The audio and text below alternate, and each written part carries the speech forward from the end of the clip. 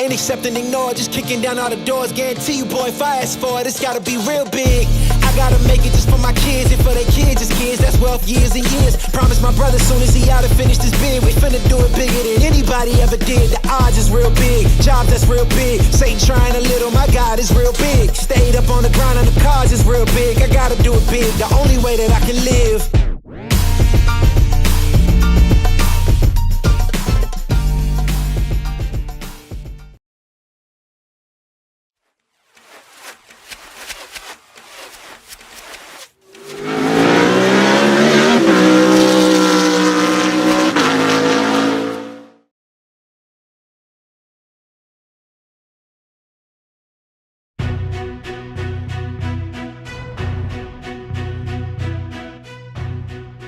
Hello everybody and welcome to the winter season of the HyperX IVRA GT Sprint Series here for 2021 and 2022. We're embarking on a new 6-race championship after the fall season, which also contains 12 races, 6 rounds of wonderful racing action. In the end it was Munich who had the magic to be able to take that victory in the season.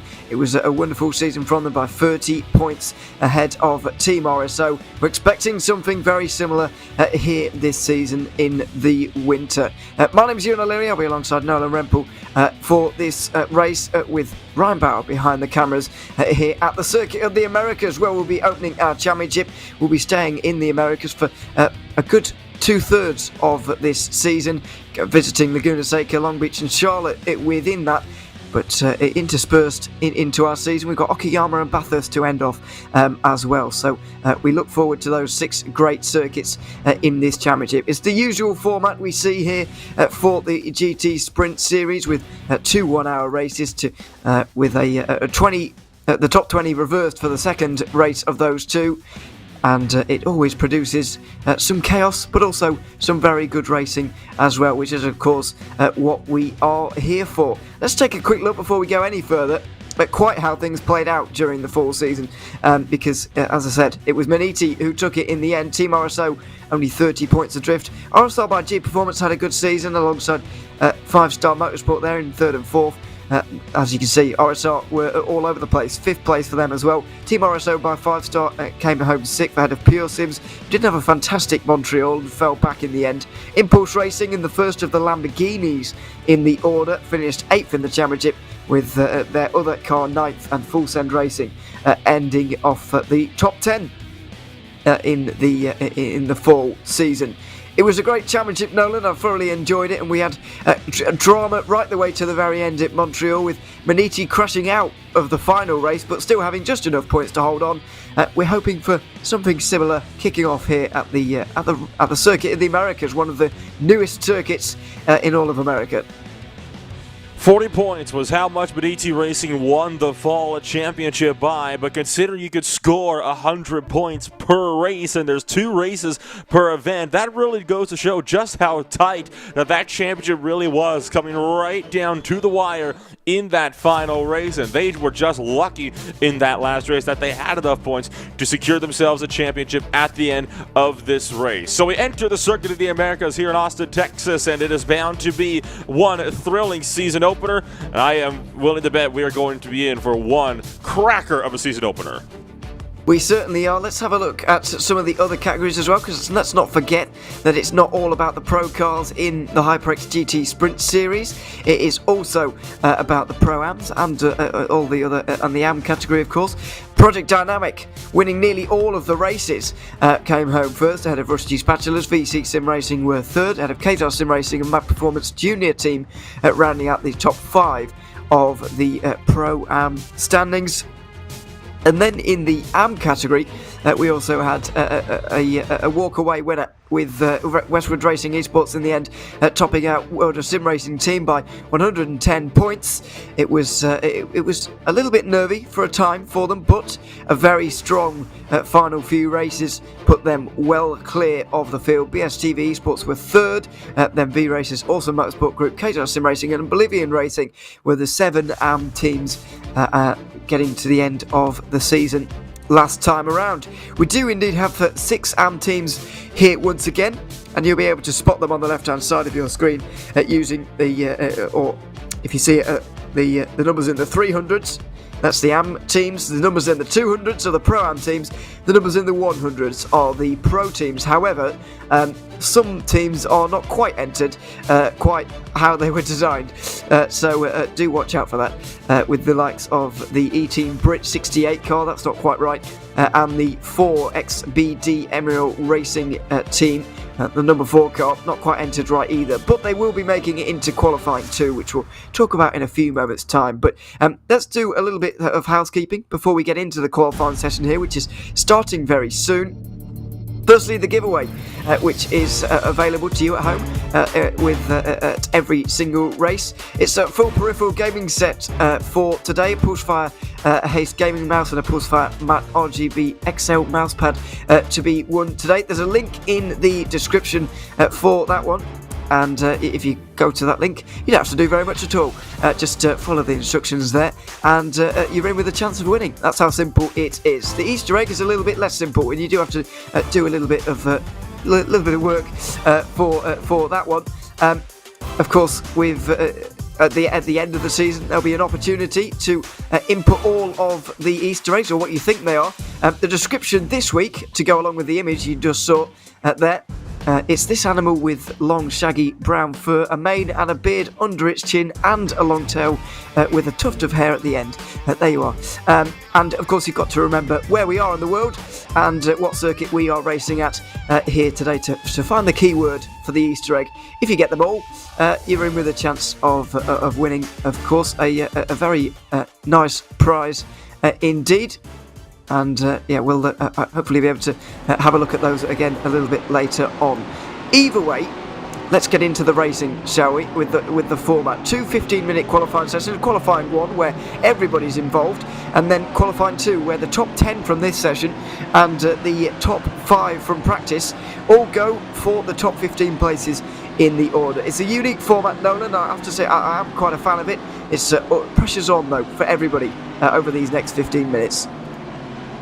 Pressure is certainly on indeed, and I think what is most notable is there is going to be a Pro-Am car that is going to be in the second 15-minute round of qualifying here today, which is not something you see all too often, particularly for the top 5 cars that are usually the ones to kind of hold off a little bit until that second qualifying session. I think that is one of the more notable things so far on this season opener. I don't think we've ever seen before one of those Pro-Am cars being among the top 5 to be set aside for the second session, but that is going to be the case with Cairo's Competition Apollo. Currently was top of the boards by just under a tenth of a second in practice, and you have to imagine that that could mean we're going to have a Pro-Am team that could very well be contending for overall race wins throughout the season. Yeah, absolutely. That really would be a turn up for the books. I mean, I'm not sure if it's the first time a Pro-Am car's got into the top 5, but I'm definitely sure it's the first time it's topped a practice session before the race. What also the interesting thing to note before we really get into the times here, because it's quite a long lap,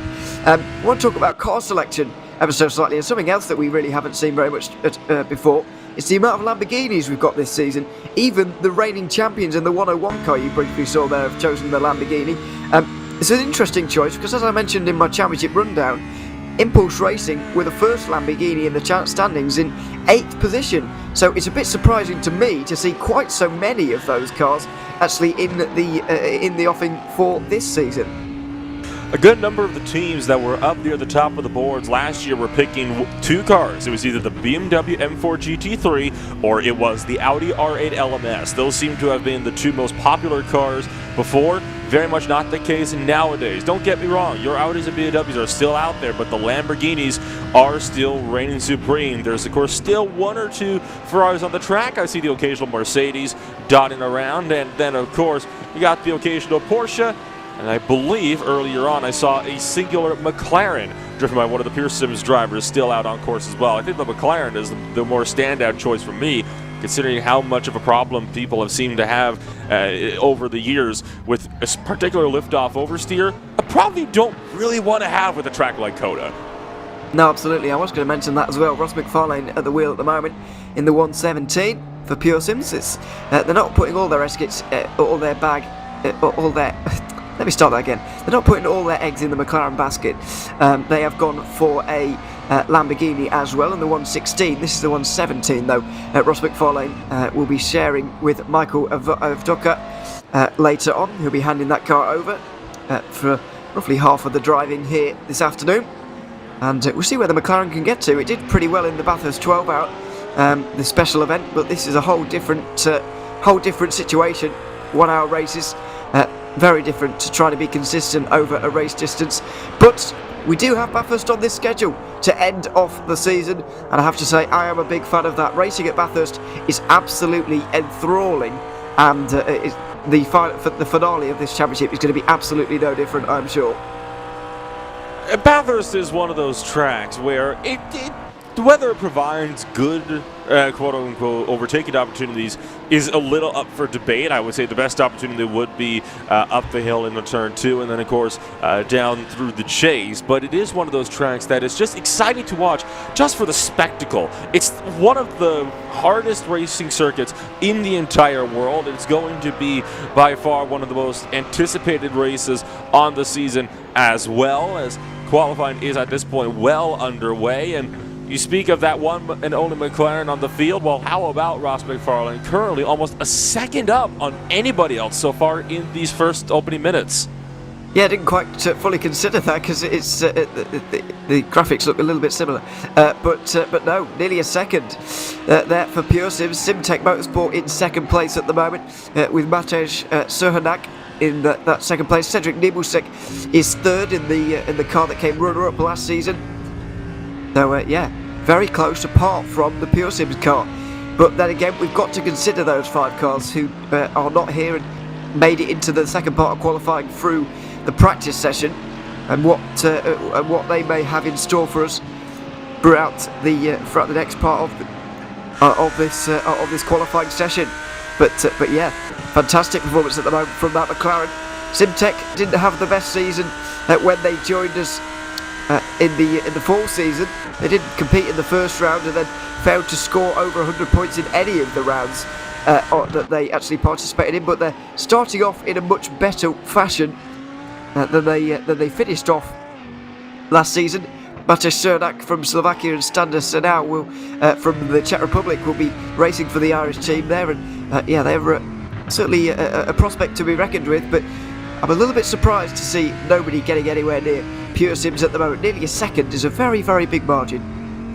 Especially the track like the Circuit of the Americas, where the lap times are so long. I mean, that lap time, a 2-minute 2.322, so that is going to be a relatively tall order for these drivers to have to be able to navigate. And you have to consider that with a gap of being over or almost a second up on the field, that first sector alone, with all the twisting kinks and sweepers and S's through turn 1 all the way out through turn number 11, is going to make it very, very difficult to follow the 117 to the point where they could break away easily down that back straightaway before these guys can probably catch up with the draft, and then use the third sector to just rocket away out of drafting distance. Now, this is, of course, before the top 5 from practice have had a say in how things play out, so you never know. That time still has room to be toppled. It does indeed, but let's not forget that time will carry over into qualifying too. If they can't actually go any faster, if nobody can go any faster than it, then they will take pole with that time. So that is the one advantage you do have to not making it through during the practice session, as we go on board with Daniel Ferguson on the back of the flame-throwing McLaren just up in front, teammates running together. This may be a theme that reoccurs throughout this season. There's certain circuits, I'm thinking of this one and Bathurst in particular, where drafting off of your teammates during qualifying may well be a factor and will be very helpful. There's a couple of quite long straights at COTA. The front straight is kind of long and the back straight is very long, so if you can get tucked up behind one of your teammates in this open qualifying session, then you could definitely jump up the order just a little bit. Maybe that's where the 117 gained a bit of its time. We didn't quite see the lap time, but there could have been a bit of draft involved there. And of course, it is also worth mentioning that kind of racing with your teammates is going to be definitely something that could help, but even in the race, right? You can have that one teammate to provide rear gunner support to allow you to just pull away, and it does look like Ferguson might be getting a little bit set up here for some of that draft down the front straightaway, but I would say more important section would be from turns 11 all the way down into turn 12. So the Lamborghini will exit the final corner and will blaze off after Russ McFarlane just up the road, trying to get that draft and suck him up all the way down into turn number 1, a little bit deeper on the brakes. That's a bit deeper than I thought he might. Very brave from the Lamborghini and from Daniel Ferguson of the 116 Lamborghini, but stays with it. And now you see McFarlane looking to break away just a bit more, and I think that's because he's trying to avoid giving as much dirty air to his teammate as possible. Yeah, that is also the problem you have, especially at the S's section like you have here at COTA. Make sure you don't go over the track limits. It's very easy to, and avoid that orange sausage curb on the left-hand side as well, because that can ruin your car. Also, keeping all 4 wheels on the road here, very crucial, but the run you need to get through turn 9 and down through 10 there is important. It's an important corner there as you set yourself up for turn 11, which it seems like a simple hairpin, but once again, it's very, very important to get a very good run onto the back straight. And now the slipstream benefits come into effect for Daniel Ferguson in the 116 Pure Sims car. You just see the McLaren lifting off ever so slightly, not running full pace, just so you can get tucked right up under the rear wing there and get maximum slipstream. There it is, Ferguson with a big time gain, a big speed gain down that straight there. He's adjusted his braking point nicely for turn 12 because he's heading into there with more speed than usual, and now he's got the tricky final sector to go. This could well be second place at a Pure Sims 1-2. That was a bit of a textbook slipstream there, and that is exactly how you want to help out your teammate. Lift off a little bit to make sure they can tuck right up behind you, right where the draft is most effective, especially in these GT3 cars, and that could be the little boost that Ferguson needs to, if not put himself on provisional pole, at the very least up onto provisional front row for the time being. There's under 5 minutes left to go now in this opening qualifying session, and we'll see what that draft did for Ferguson as he comes across the start-finish line, this time by a 2:02.972. It is good enough for second place, but still 6.5 tenths off of Ross McFarlane's time. Yeah, say what you want about the slipstream, but McFarlane has had an absolute stormer through the turns as well. and he's produced a fantastic lap time that doesn't look like it's going to be beaten by a lot of these guys. You've got to commend Pure Sims, though. I'm sure this strategy will have its critics because, you know, it doesn't feel quite natural that they're doing the 1-2 on pace, but the kind of awareness and they're very they're all over the regulations. They know that they're allowed to do this, they know the format very well, and they're executing this strategy that they've come into the day with absolutely perfectly at the moment. With less than 3 minutes to go, they're both going to might not even have to go out here. Those times look frighteningly good. Honestly, if I was them, I would still want to come out in that second qualifying session just to see if, on the off chance, you might be able to put yourself a little bit further up. Because remember, those top 5 drivers in practice are going to be some serious threats. I'm looking particularly at the number 206 machine, right? The driver who, of course, was the fastest time in practice and the only driver so far all session long to break into the 2-minute 1 second times. I have a feeling that is exactly what Ross McFarlane is trying to chase, is that 201, because he knows that could be a time that he ends up having to beat in Q2.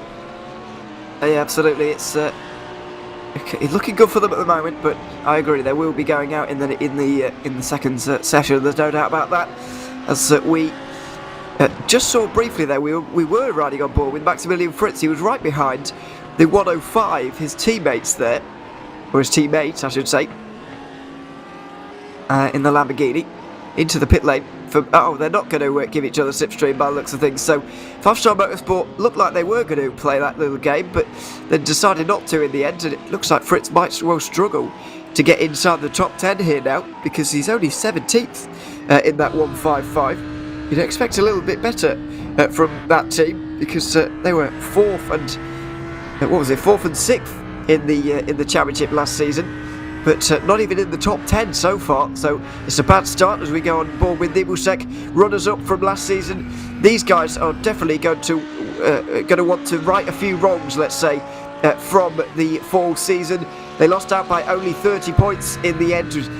A good tally, but Maniti were just about good enough to beat them in the end. Nibusek will be looking for revenge in the winter season, there's no doubt about that.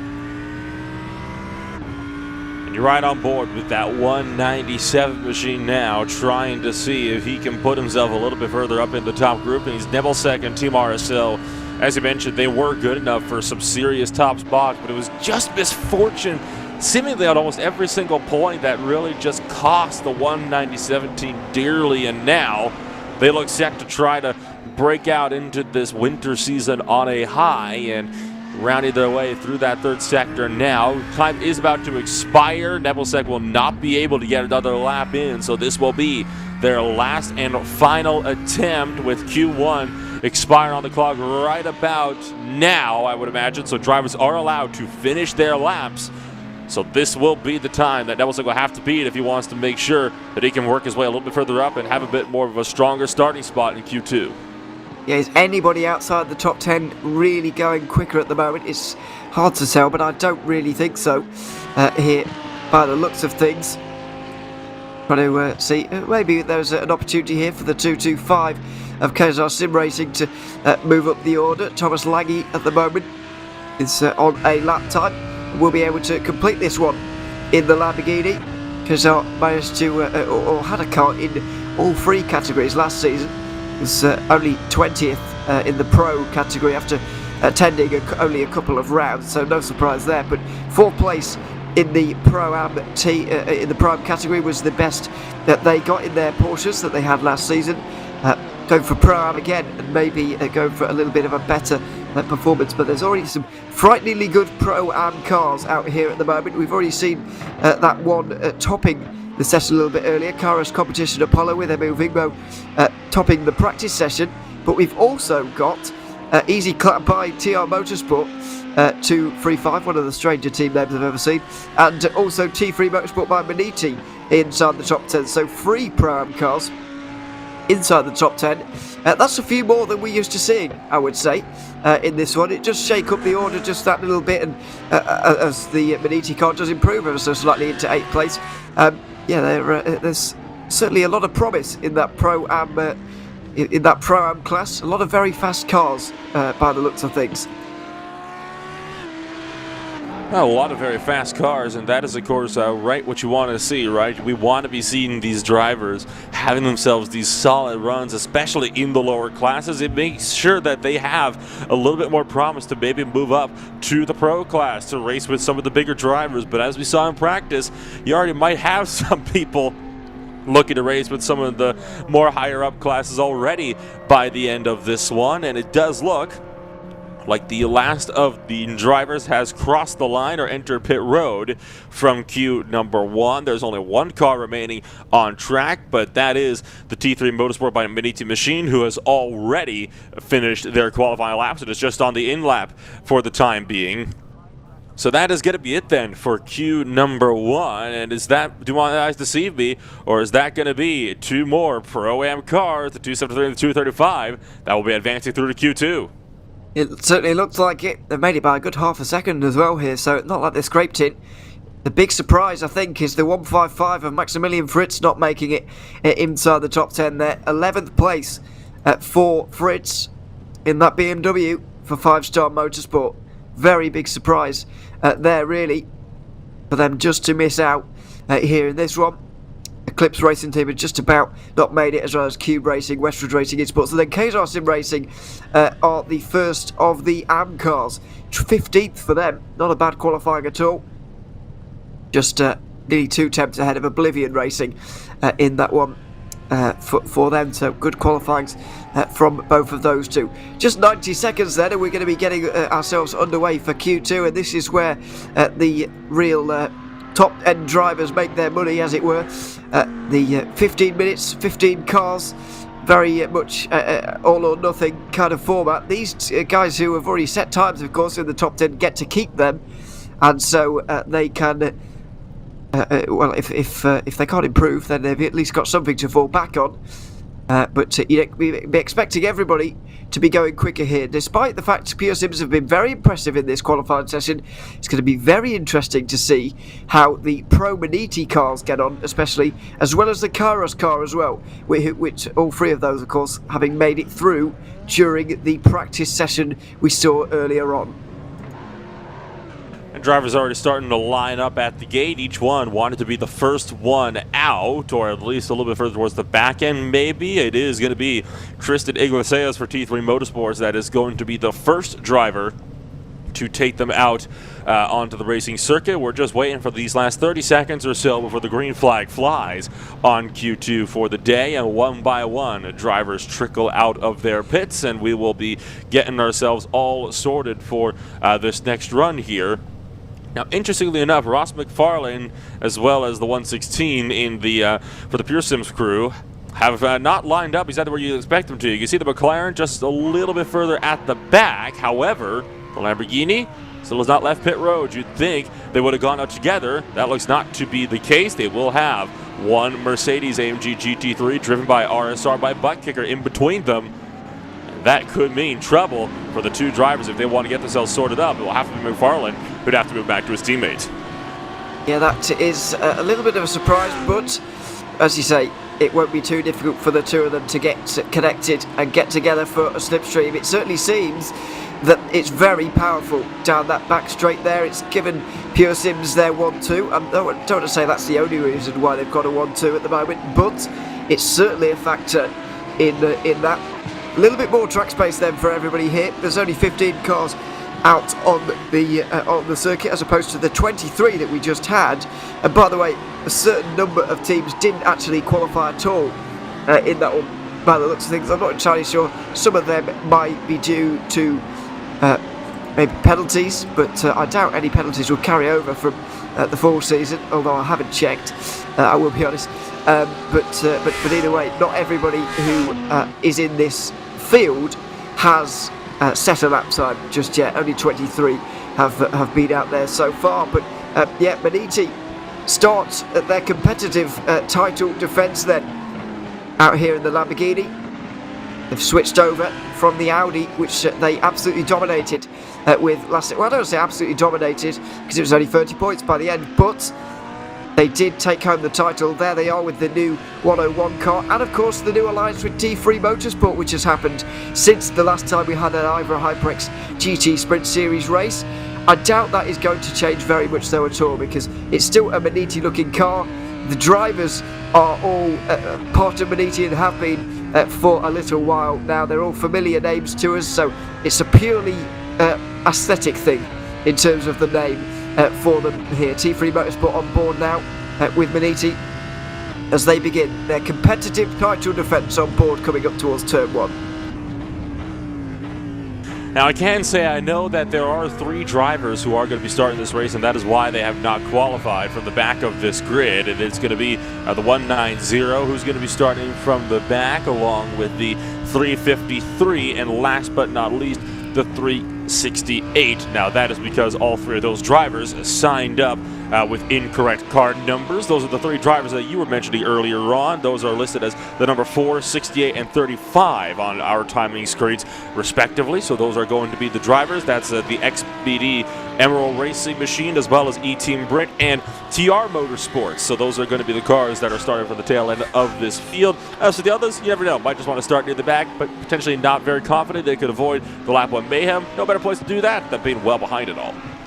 Absolutely, turn 1 can lend itself to that, of course. You're watching, by the way, the IVRA HyperX GT Sprint Series, sponsored by HyperX, the official gaming peripheral sponsor, and of course, powered by VCO here as well on board for this championship. Once again, thank you very much to all of those guys who have joined us and helped us along the way in this championship. We're on board with the reigning champions, Tristan Iglesias, the only driver actually entered to drive this car this season so far, the Spaniard. That's not going to be the case throughout the entirety, because I believe, if the regulations, or if I remember them right, you can do 1 of the rounds on your own out of the 6, but you can't do all of them.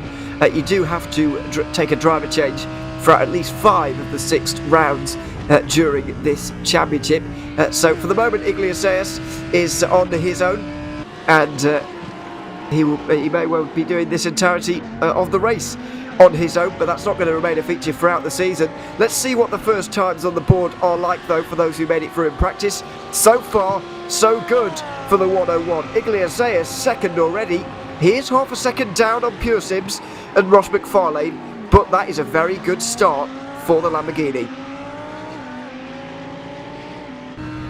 You'll look up now to Sergio Gomez, who just went 11th fastest on the boards for his first qualifying lap in Q2. I'm looking at the 177 machine. Goes 5th fastest on the board. Sean Campbell looking good. Green in the first 3 sectors. Will it be green in the 4th as well? That's the 169 machine is green in all 4. A 2:02.321 for Sean Campbell will put himself 3rd fastest over on the boards. Not able to beat the pole time, and it's going to be a bit of a run for him, though. 3rd place on the boards, and definitely looking to threaten the top 2 for the time being. Daniel Ferguson, of course, already being bumped down a little bit, as now it's not so much Pure Sims 1-2 anymore, is it? No, absolutely not. We've got McLaren, Lamborghini, Mercedes, your top 3 right now. A big, stark contrast to what we saw just 20 minutes ago or 10 minutes ago or so. We're on board now with Emil Vingbo, the leader or the fastest time in practice for the Caras competition car. Very, very impressive to see a Pro-Am car driving so well here, choosing the looks like favoured Lamborghini. The majority of the cars are using the Italian manufacturer's services for this season, but it's a Pro-Am car, and miles ahead currently of their Pro-Am rivals. T3 by Maniti are currently the first of those in our 2nd category of the 3.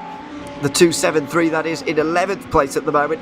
It looks like the 236 is going to be able to do a lot better here as they come through the penultimate corner for their first lap, or the first time of asking into the final corner. No, not deciding to complete a lap. A bit of a surprise, but maybe they got an off track somewhere along the line, decided to come in with just under 9 minutes to go, refine themselves, and maybe go again in a couple of minutes' time.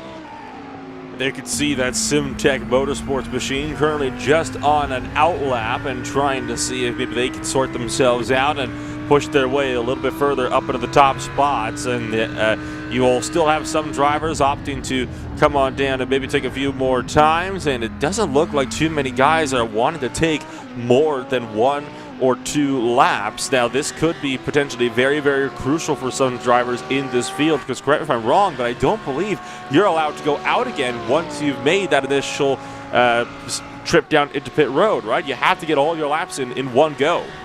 I'm not entirely sure. I thought that was the case only if you escaped back to pit lane. I don't know if you drive in, if you can go out again. We'll have another look over the regulations, but there's so many of the regulations, for obvious reasons, that it's difficult to remember them all. We'll have a look for you, though, and find that one out, because if indeed that is the case, and they can't re-enter the circuit, then that is going to be a problem for them, of course, because they're going to be stuck well down the order, despite their very obvious pace in this season. Here's Matej Cernak, though, of Slovakia, going into the final couple of corners, and he's going to be not entering the pit lane. He is on an outlap, of course, and now we're going to get a view as to maybe this whole circuit on board one of the drivers on board with the Audi, the championship winning manufacturer, of course, from the fall season just a few months ago. Up into turn 1, you can brake super late here, Nolan, of course, because gravity is going to help you up here, and then you plunge downhill towards arguably the most difficult portion of the circuit. Get this wrong and you can get on one of the sausage curbs very easily, or indeed get an off track, which is disastrous for your qualifying.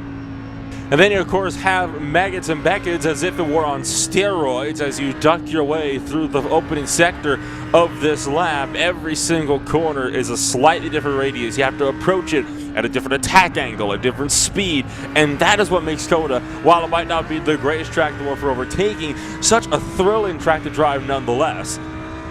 Now, in regards to pit roads and qualifying, I did find the regulation that does list the details of that. That would be 5.4 section G, that says unless the car has not left yet pit lane during the session, the car's qualifying session will be concluded if a car has towed back to the pits for any reason, including towing in the pit lane. Cars are allowed to be driven back to the pits and take service. So coming down, changing tires, getting fuel, so long as you're not towing back, 100% allowed. So all these guys on outlaps at the moment, they're still in the clear.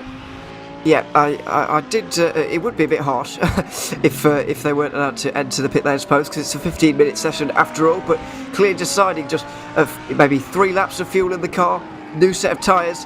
They're on their way, trying to get that pole position as Cernak there, a bit wide, coming through the left-hander of turn 16.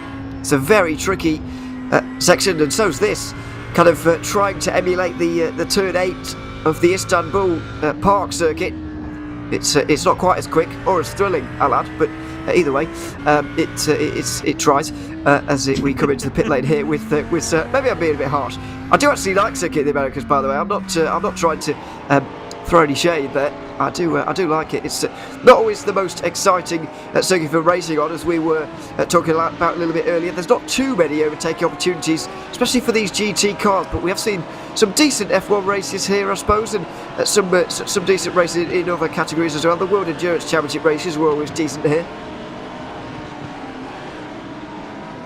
And now I'm looking a little bit further back towards that 2:36 machine. Cairo's Competition Apollo. They were top of the boards in practice.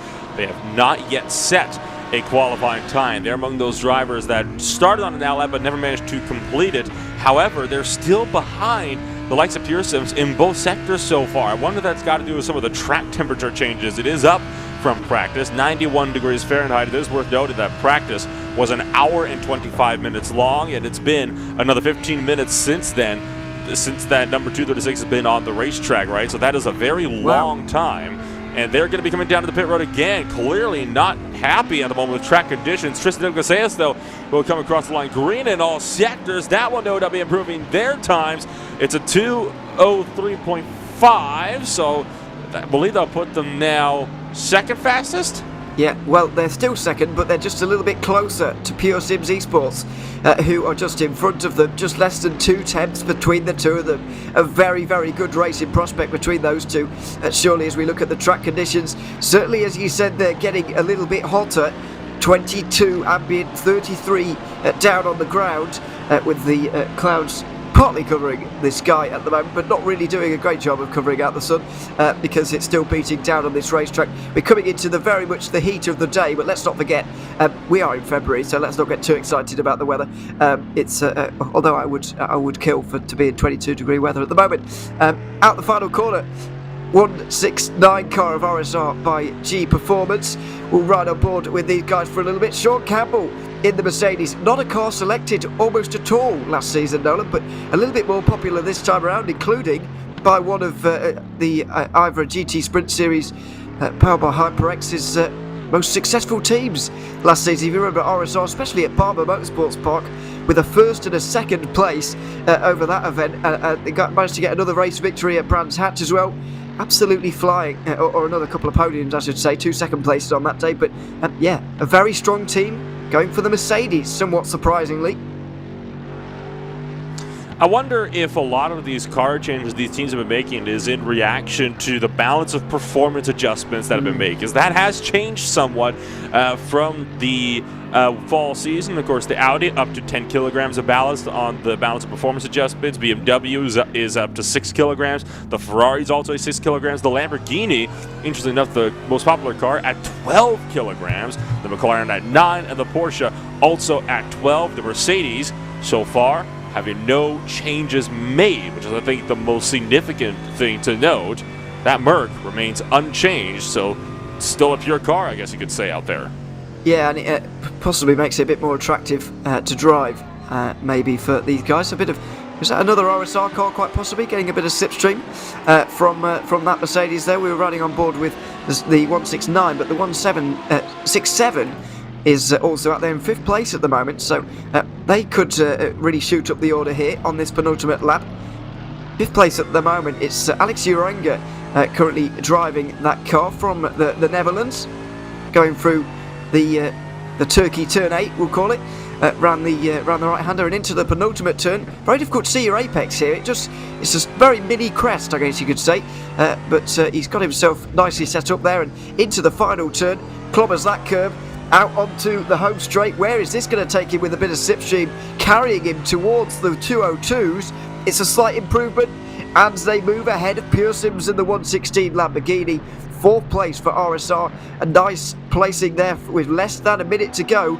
Can anybody catch that McLaren though? The answer increasingly seems to be no.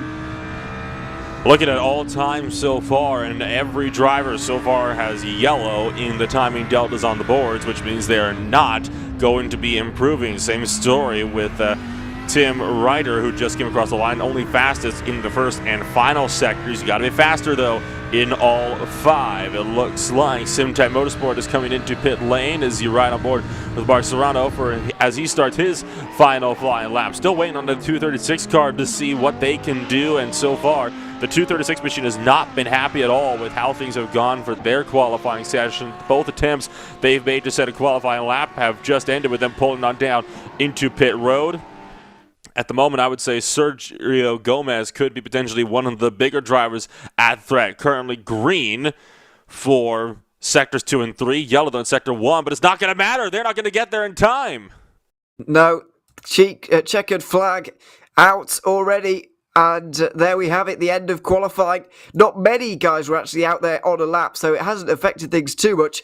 However, it's still a disappointment, especially for that 236 car of Keras competition, Apollo. Emu Vingbo not getting a lap time in at all, and so he'll be starting well down. It's Ross McFarlane who's going to take us to the green for Pure Sims Esports alongside T3 Motorsport by Maniti.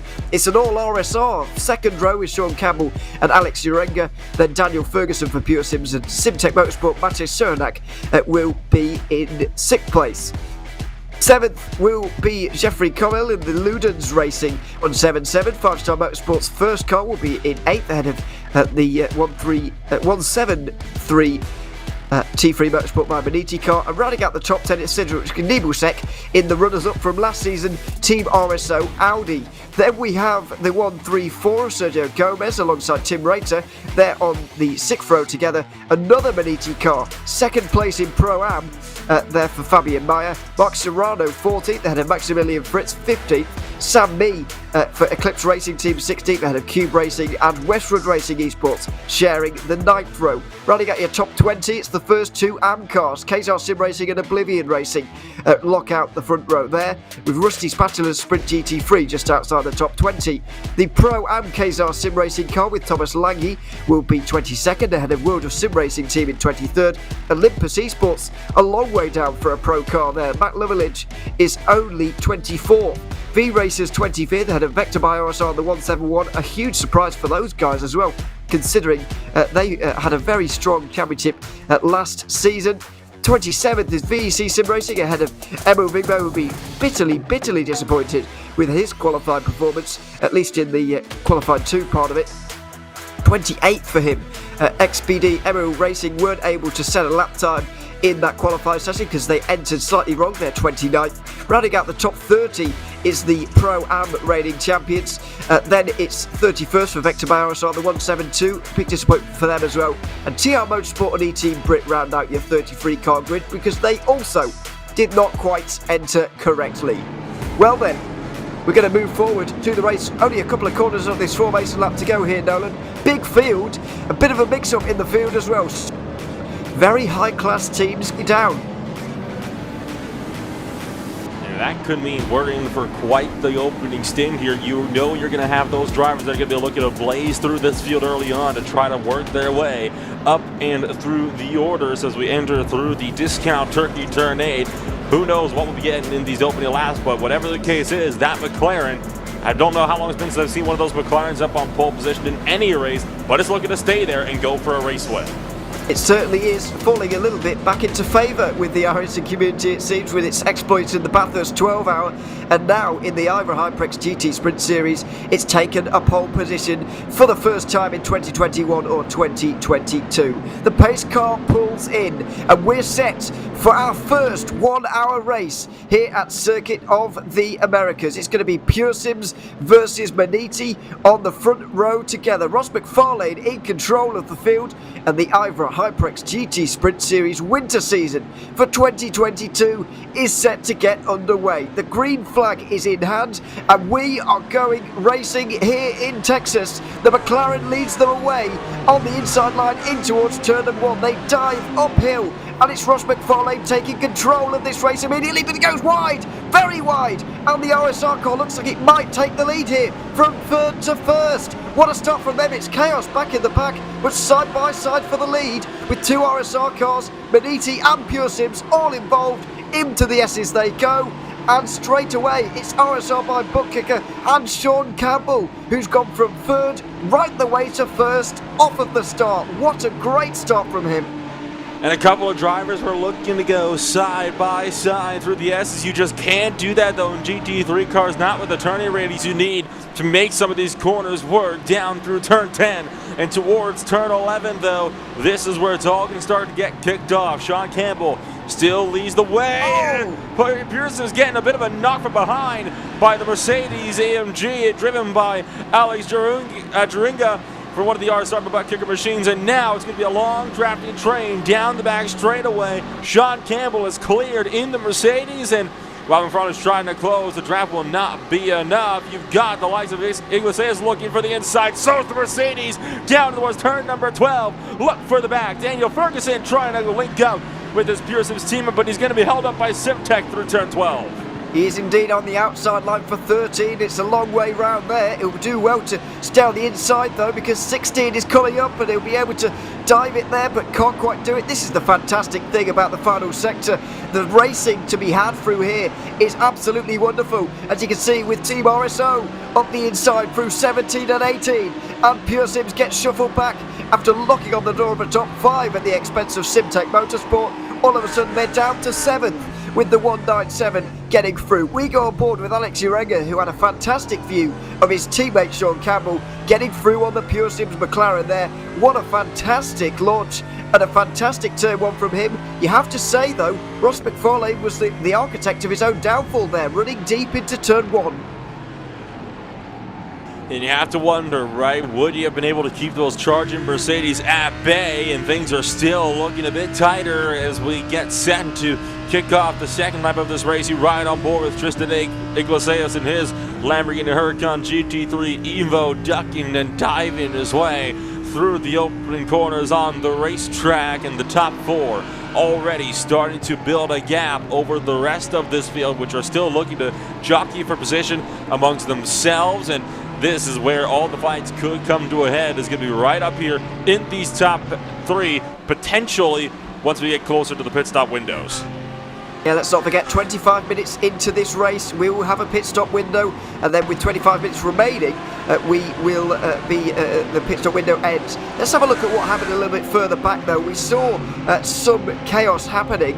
The VEC sim racing car got tipped around. Let's see how all this happened, or at least it got involved. Look at this. Ooh. It's an absolute stack up, and we mentioned this at turn number one. It's so tight, it's so narrow, it opens out and then it narrows in. It gives you a false sense of security and then really narrows in. And just look at this, you've got almost no reaction time here. It's a complete stack up on the inside line here. And just a Constantina effect on the inside line, and that's just the hazard of Circuit of the Americas racing, and even GT3 racing as a whole. Oh, third place just got tipped around just up the road. So take one more look at the lap one incident, and this will show much better what happened to the Olympus Esports car. Just 3 wide. I think, was that one of the Audis that tried to swing wide and just got tipped around? Nothing of their own fault. But for Alex Jarunga so far, this is what happened to them just a minute ago. It was a hit from the T3 Motorsports machine.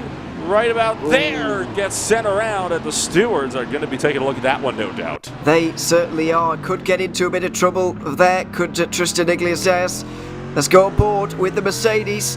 The 101 reigning champions, let's not forget, could immediately be in trouble in this winter season. Tipping that Mercedes around, it does look from that angle anyway that they may get in a bit of trouble for that.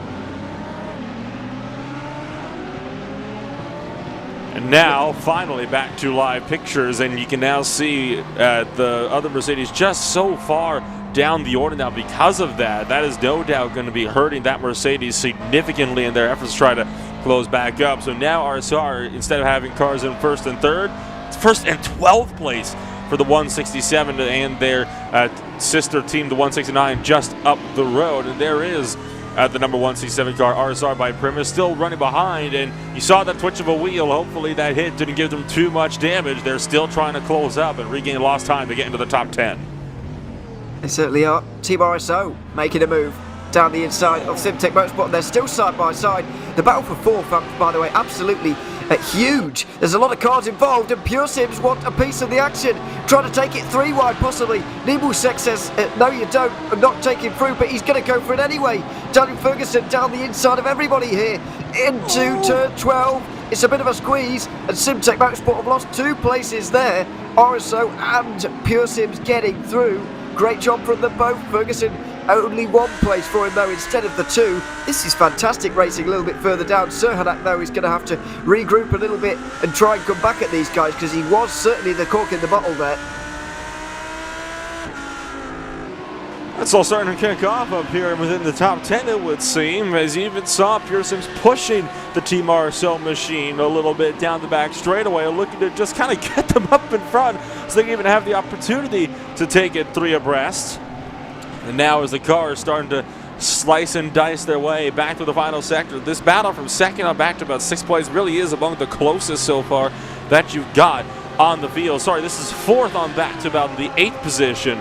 That's among the closest in the field so far, yet none of them making looks down into turn number 1. It's going to get tight, though, and a couple of drivers are talking less than a foot away, possibly less than an inch away from running each other over. Yeah, absolutely. On board, by the way, with Maximilian Fritz, who started 5th, let's not forget, and he's up to 8th place already. A fantastic start for him. The first BMW running in the field as well. Given it was such a popular car last season, seems to be not quite so popular this season. Maybe down to the BOP changes, as we mentioned a little bit earlier on, but also maybe down to the circuits, which have a different characteristic to them this season around. As we visited a few more European circuits last time around, about half and half. This one very American based and no European rounds in the winter season. Into turn 11 we go. and the 197 of Team RSO and Cedric Nebusek continues to try and defend this place that he gained this time 1 lap ago. We go down the back straight for the 4th time of asking in towards turn 12. The Lamborghini gains in the slipstream and looks for a dive. Ferguson late on the brakes, late, and he goes for it, shuts the door on the exit, and he goes through. What a fantastic outbreaking manoeuvre that was. Nebusek's not done though. Down the inside into 13, and the two of them are going to race side by side through this little arena section of Circuit of the Americas. What a fantastic section of corners for racing on, as being demonstrated by these two. But finally, Pure Sims make their way through. Nebusek had to yield there. And you saw Sherhanok of Simtech Motorsports was also trying to have a look just in behind them, but that didn't quite work out for the 107 either. So that's going to put Ferguson up in front, but now that Lamborghini is going to be the one that's going to be under fire up in front for this 4th position. And all this battling these guys are doing here, it's only costing them, right? Because look at how far up to 3rd place, 4.6 seconds. That gap only grows every time they go through these corners side by side like this. As there's a launch from RSO up the inside, but it's not going to get there in time. Yeah, these guys are absolutely losing time, but I want them to continue. This is fantastic entertainment. It really is. A great racing between the 5 of them, and they might well be joined by a train in behind as well. Let's have another look at this little half-hearted lunge from Nebusek. In reality, he was never really close enough to make this one stick. And you'll see this right here. I mean, it was just really late on the brakes, and part of the things he went to the inside just to avoid running over the Lamborghini. He probably realized just how close he was, hopped up and over the sausage curves, thought he was going to outbrake himself or just run through the Pure Sims Lambo just up the road. And right at the back of this field, you can see the T3 Motorsport machines having themselves a little bit of a run, trying to close on up to the likes of the Mercedes and the BMW as well. Sorry, those are the both 5-star Motorsports machines of the 105 and the 155. All the while, you've got other drivers trying to maybe close in on this battle. 5-star drivers not going to battle with each other so much. This is on board with P14, which is the likes of T3 Motorsports by Medici Racing of Jonas Hansel for the moment. You can see a battle up the road. That's between Ingersoll Rand-Gnosis along with T3 Motorsports Fabian Meyer in the 273 Lamborghini. Yeah, this Medici car actually behind its Pro-Am teammate, which is not where they want to be. And down the inside, trying to put that right. And down the inside of the 135, one of the Ingersoll cars, but not able to make their way through. Maybe a bit of a move into 17. So also half defence from Eclipse Racing Team, who are just behind here as well, of course. A little bit of damage, by the way, to the rear end of this Audi you can see in front. You just see the rear bumper not quite right. I do wonder if that is affecting their downforce ever so slightly, and whether the pit stop for this car will be ever so slightly longer, quite possibly because of that tiny bit of damage, but also maybe not at the same time. Yeah, this 173 car, by the way, you saw there, Jonas Hanszettel is driving that car at the moment. He's partnered by Rudy Knopfel in this season, who was actually part of the Team RSO team for last season. He's jumped over to arguably their rivals, Medici Racing, for the winter season. It certainly has, so potential alliance shifts as well throughout the different seasons. This is 3rd place and starting to close up on Ross McFarlane, who in turn starting to close up on Sean Campbell. That RSR Mercedes up in the race lead, still not saved by a long shot. That McLaren has been charging and is looking to try to see if it can maybe have a run. It's going to be definitely close enough down to the turn number 12. So we blaze down the back straight once again. The flames spit for the back with the MP4-12C. Will McFarlane for the inside? Yes, he will. Campbell tries to defend, blocks him all the way to the left, side by side. Battle of the late breakers. McFarlane breaks a little bit earlier, but will have the inside line. Campbell's got the outside run, though. Of course, McFarlane's got to be a little bit more touchy on the throttle here, and Campbell slams the door shut. Does indeed, and this is all allowing the 101 car to get here. And here we go, Tristan Ligliaseas has got a perfect view of Ross McFarlane trying to get through here on Sean Campbell. Trying very hard indeed as well, looking even to the inside of 17 and 18. The very, very long right-hander here in the McLaren. We've got Mercedes, McLaren and Lamborghini, your top 3 at the moment. 3 different manufacturers, fighting over the top 3 places, not even 15 minutes into this season at the Circuit of the Americas. Out onto the front straight once again, and the McLaren is certainly not going to lack for any straight line speed here, although Campbell not allowing him to have any of the slipstream. This battle is starting to get big and loom large in these in the minds of the RSR team, and down into or up into turn 1 I should say. They stay single file, but McFarlane is showing very good pace and showing that qualifying was not a fluke. Oh, and look at how much he closes right up to the back end of Sean Campbell, and once again you have to get nervous whenever you see something like that. I think he's trying to stay just close enough so the dirty air doesn't impact him, but you can already see just how much he gets reeled back in. That dirty air being kicked up by the Mercedes-AMG GT3, really keeping Ross McFarlane honest, and it's only backing him up now into Tristan Iglesias back in the 3rd position to have a look for the inside turn 10. But now, here it is, lap traffic starting to hold up Sean Campbell. Matt Loveridge for the Olympus Esports holding on the Mercedes a little bit, and now look at Sean Campbell trying to move over to get the slipstream from the lap car. Pulls back over to the right-hand side, and I don't think McFarlane is going to be close enough this time by to have a look. Using lap traffic as a pick is the likes of Campbell, and sure enough, McFarlane just can't have any kind of look down to the turn 12 this time by. Yeah, he first of all used the slipstream of the Olympus Esports cars we saw, but then once he was through, he made sure he was on the Olympus Esports line so that McFarlane couldn't follow Campbell's slipstream the whole way past that Lamborghini, which is quite clever driving in the end from the driver Sean Campbell from RSR by Buck Kicker, of course, leading this race down through 17 and 18. The long right-hander, left-side tyres screaming at this stage as they get towards the end of the lap, and then 2 final left-handers. Iglesias just having a couple of problems staying connected, further behind these guys. And has he actually gone for good here? That Maniti car is no longer there. It looks like the reigning champions may already have had... Oh, he's had big problems there. A lot of time lost through connection problems. Tristan Iglesias has dropped nearly 4 seconds due to that little connection glitch. I don't think it was a connection glitch. I think it's more of a technical glitch, because Iglesias, when he came back into focus, he was off track and going straight on at turn 18. I think maybe his screen locked up, which is why he blinked out. That is very possible as well. Very possible. But it has reduced this to a 2-car fight between RSR and Pure Sims, coming through the S's and out down towards turn 11, where you set your moves up. Meanwhile, back in the pack, this is all calmed down just ever so slightly while we've not been looking at it.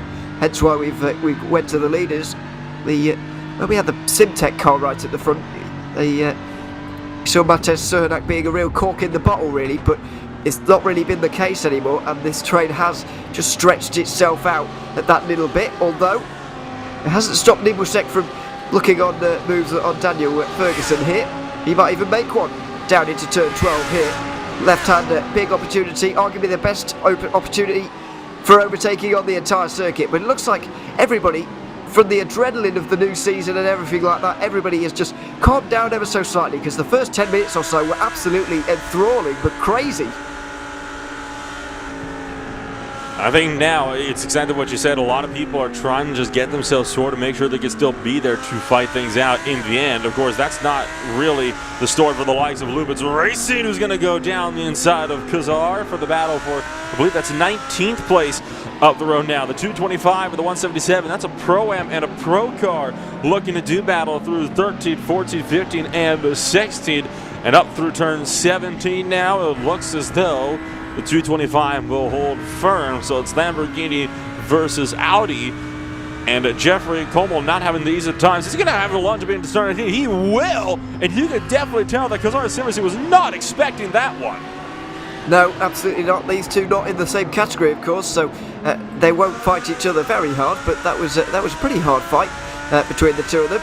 You see, very close. I'd be surprised if Thomas Lange makes another move here for Kazar Sim Racing, and he sticks to the outside. A bit of defence here, even from Ludens Racing, but a bit of an early touch on the brakes there from Kazar, and they know that they're not going to be able to, or not going to even attempt to come through. Just behind those guys, by the way, Aaron Ackles is leading for KSR Sim Racing in the AM category, just ahead of Team Oblivion Racing by 4.5, 5 seconds or so, with even a couple of cars in between them as well. So looking good at the moment for those guys in the AM category, but no AM cars in the top 20 at the moment, which of course is all important for the second race, where the top 20 from this one are reversed. We stack them all up again and we go racing for another hour of racing here at Circuit of the Americas. Up down the back straight again towards turn 12, on board with Cedric Nibusek. No way through here once again. Lap cars may be involved here though. That's the Olympus Esports Lamborghini, let's not forget, going a little bit wide. Currently being driven by Matt Loveridge, having made a pit stop earlier on. One of two cars to have already made a pit stop in this race. Nibusek maybe using that to get down the inside into 13. He's all over the back of Pure Sims, going down to 16, but not able to make it stick, and it's a long way around. The right-hander coming up next. For turns 17 and 18, Nebelsack currently looking to just try to stick it in with the back end of Daniel Ferguson and maybe break past at turn 1. If you can maintain this gap, he will almost certainly be able to do so out and through turn 19 and down for 20. This is where it can start to come to a little bit more of a head. Nebelsack, sure enough, sticking right up with the Pure Sims 1-16 of Daniel Ferguson as we rocket back down the front straightaway. Will there be a look down to the turn number 1? Nebelsack thinking about it, but just too far back to realistic look, but Ferguson misses the apex, and that opens up the road for Nebelsack to try to maybe have a look up on the exit of 1 to the 2. Run down the hill, quite good, but where are you going to go here? Into the S's? Oh, it would be brave, and some would say stupid, but Nibusek doesn't even attempt that one there, because it would have been certainly risky at the best of times through the S's section. As we say, kind of likened to Baggett's and Beckett's to Silverstone circuit, of course, but even extended a little bit with these few little twists and turns at the end of it all. Little bit of a slide there from Nibusek, so he didn't quite get the run down the hill that he wanted, because if you do get a very good run, you can even have a look down here into 11, but doesn't decide to. Ferguson again wide, missing the apex through 11 there, and now down the back straight. There might be an opening for Nibusek, but it's not a great exit. 3/10 is the margin. The slipstream is going to help him along. Is there going to be a dive from the runner-up last season in the GT Sprint Series down the inside? Possibly, but that Lamborghini's so good on the brakes. Look at that from Daniel Ferguson. Holds the place. And now looking to the right-hand side, but not able to have a look down in the turn number 13, so it'll be up through 16. Oh, Nebelsack's looking brave, deeper on the brakes through 16, but just couldn't find a realistic path through, but he's getting a little bit more antsy, right? He's making looks everywhere you go, and now through 17 and 18, nearly running over the back end of Daniel Ferguson. He's absolutely hounding him at the moment in this Audi, looking every which way to get through, and he does look quicker at this stage. Of course, we'll have to hand over to his teammate before too long, and so whichever teammate that's going to be, could be Matt Torgusveld or Robin Haas. We'll see who it is, but up the hill again. Surely Team RSO are going to be making their way through here. Down the inside into turn 1, late braking, and Ferguson can't hold it around the outside this time. That move had been coming for lap after lap, and finally the German is able to make his way through. So Nebelsack finally gets up into the 4th position, and now we'll see if he can potentially try to run down the top 3 drivers in this field. You've also got SimTech Motorsports just hanging around at the back end of this battle for the 4th position. You'll look on back more towards 14th place for the time being. This is on board with G3 Motorsports by Maniti, and you can see the likes of Fabian Mayer, who was in 12th at the top of the lap, now sits 13th. Mark Serrano for Ingersoll Rand Enosis had just gotten past. I believe that would have been up and towards turn number 1, putting the Maniti cars goes to tail for the time being in 13th and 14th. And they are right now right in the middle of that long mid-pack battle from about the 10th position that runs all the way back until about 16th, 17th place. Yeah, it's a fantastic midfield fight at the moment. It really is. Looking down the straight here, the 2 Maniti cars. They're might just swap places here. Down the inside, speaking of swapping places, Ingersoll been able to get through into the top 10 ahead of the Pro-Am leaders. That's a nice move into turn 12. All over the battle for 10th though, as he's saying. Ingersoll, Randonautis having a decent time at things at the moment. 10th and 12th, knocking on the door of a top 10 right now. Nice battles though. I just want to talk about the leaders briefly here, because we haven't looked at them for a while, because Sean Campbell has been getting his foot down.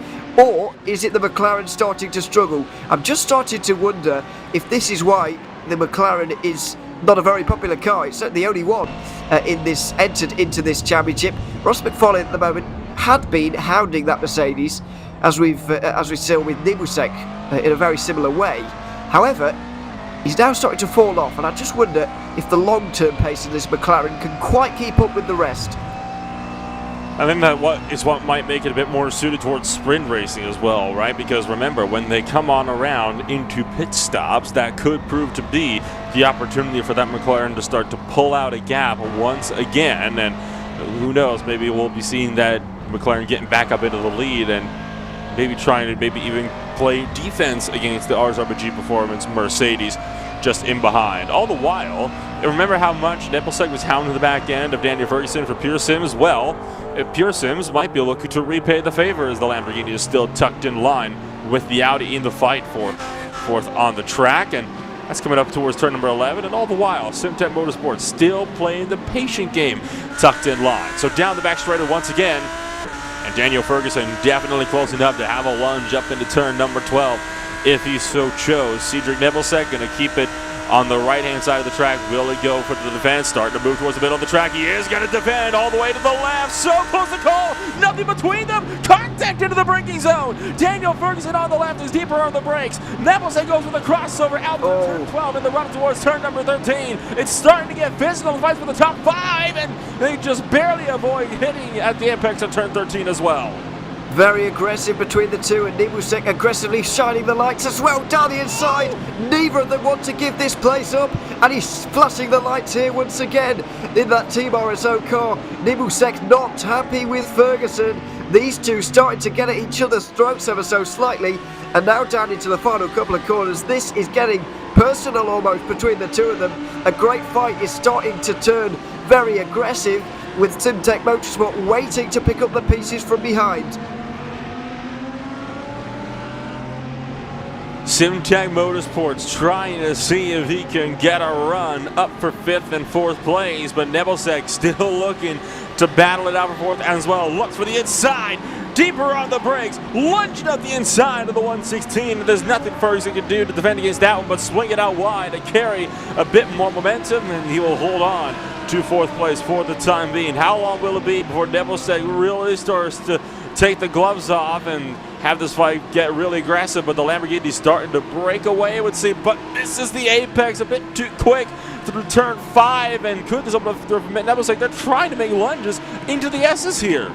Yeah, absolutely. This is getting very, very exciting indeed. The pit window, by the way, is open as we speak. 34 minutes to go, almost catching us off guard here. The battling has been so entertaining so far here in this race, and we've still got more than half an hour of it to go, and of course another race after this as we go through turn 11 with this most recent one, the battle for 4 between Pure Sims, Team RSO and Simtech Motorsport. They may well soon be joined by RSO by Primus as well, making a fantastic recovery after spinning at turn 16 all those about 20 minutes ago. Down the outside this time for Nebelsic as Daniel Ferguson defends on the inside. Is he going to go try to hang it around here? Yes, he is, to get the inside for 13. Instead of going for the cutback, he goes for the outside line, which turns to the inside this time, and Nebelsic might well have it, but Ferguson still holds his car there. He's not allowed to hold it for much longer. The door slams in his face, and Nebelsic now can take that 4th place and maybe run away with it, but Ferguson won't give up.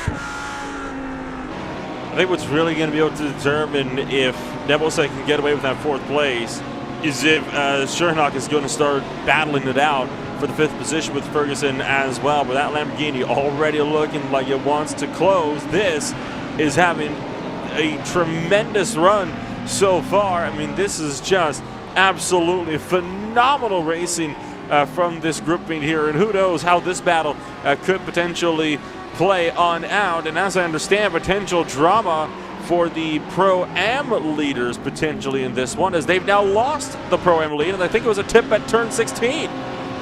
Could have quite possibly been. It's one of the Ingersoll cars, I think, trying to get 11th place. Oh!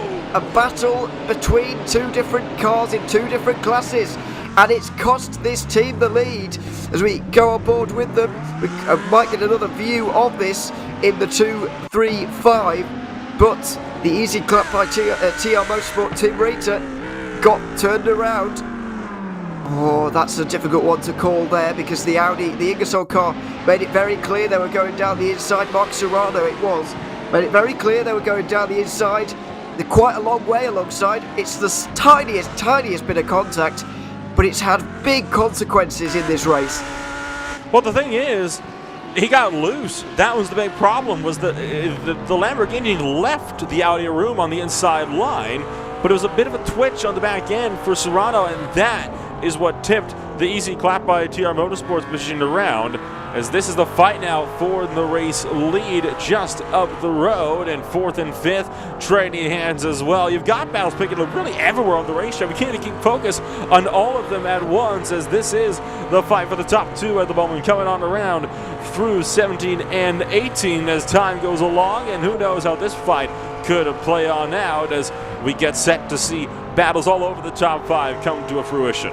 Yeah, an absolutely enthralling first half an hour here of this season, and it's not over by any stretch of the imagination. Sean Campbell versus Ross McFarlane is going to be a very, very interesting battle to watch. Ross McFarlane is going to hand over, by the way, to Michael Levdoka in the 117 car, and in the 169 we are going to see Oscar T. Copa. We saw him absolutely fly at Barber Motorsports Park, especially last season, taking that car to a race victory and a second place all in one day. In the 68 RSR car, that was in the BMW days, but in the Mercedes, they seem to be just as quick as they run through the S's once more. That battle for 4th, by the way, did change just once more before they came in the pit lane. Daniel Ferguson was able to get through on Nibusek once again into turn 12. What a great fight between those two there. They kept it respectful. It was getting aggressive towards the end, but it was always respectful and always very, very entertaining between the two of them. Suddenly they've both come in the pit lane now. Now both cars in pit road as the pit window is open. We're expecting the entire field to be coming on down within the next 10 minutes or so. We continue to keep eyes on your top 2 just up the road here, and this could be the fight that really kind of picks everything up, as will there be a look for the lead before these drivers going down the pit road? I don't think there will. Ross McFarlane too far back to have a look realistically down to the turn number 12, unless he very sorely misjudged his braking point down into turn 12 at the hairpin. But at the moment, I think he's just going to be content to sit in behind Sean Campbell and maybe see if the secondary driver on that team can sort this fight out himself. Yeah, this is turning into a much more exciting battle with RSR by Primus getting through on Simtech here. So a great recovery, a really, really great recovery from Alex Urenga there. He was tipped around, of course, by the Maniti car, the 101. And now they're already back into 4th, or what might, well, it's 4th for the moment. It might not be later. They might even jump everybody in the pit lane here as well. We'll see in about 4 minutes' time. But yeah, great progress from those guys. It's going to be Jesse Stevens versus Matt Storm-Husfeld, by the way, in the RSO versus Pure Sims battle a little further down.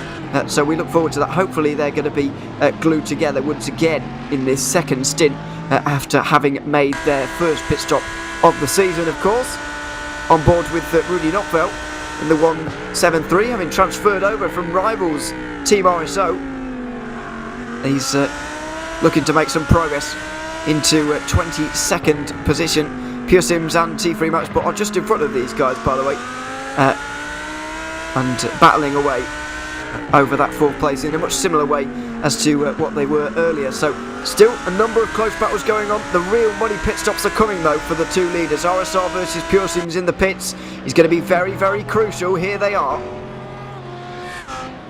And they both opted to stay out this last time by, so it looks like they're going to be wanting to come on down with each other, as you saw a good number of drivers inside the top 10 coming on down into pit road. Now McFarlane get into that draft, and with Sean Campbell trying to break the draft, that means that he knows that McLaren would be close enough to have a look up the outside or the inside down into the brake zone at turn 12. McFarlane keeps to the middle of the racetrack, deeper on the brakes, and alongside the 169, Campbell leaves room, and Ross McFarlane almost muscles the Mercedes-AMG off the track, but Sean Campbell holds the inside for 13. Now McFarlane trying the outside through 14, 15, and up for 16. Again, deeper on the brakes, so much more confidence in the McLaren. They make contact for the race lead, and McFarlane gets muscled out wide. And the flash of the lights, the tensions starting to boil over between these two. Ross McFarlane is going to be getting out of that car though at the end of this lap, because they can't complete one more before the pit stop will end.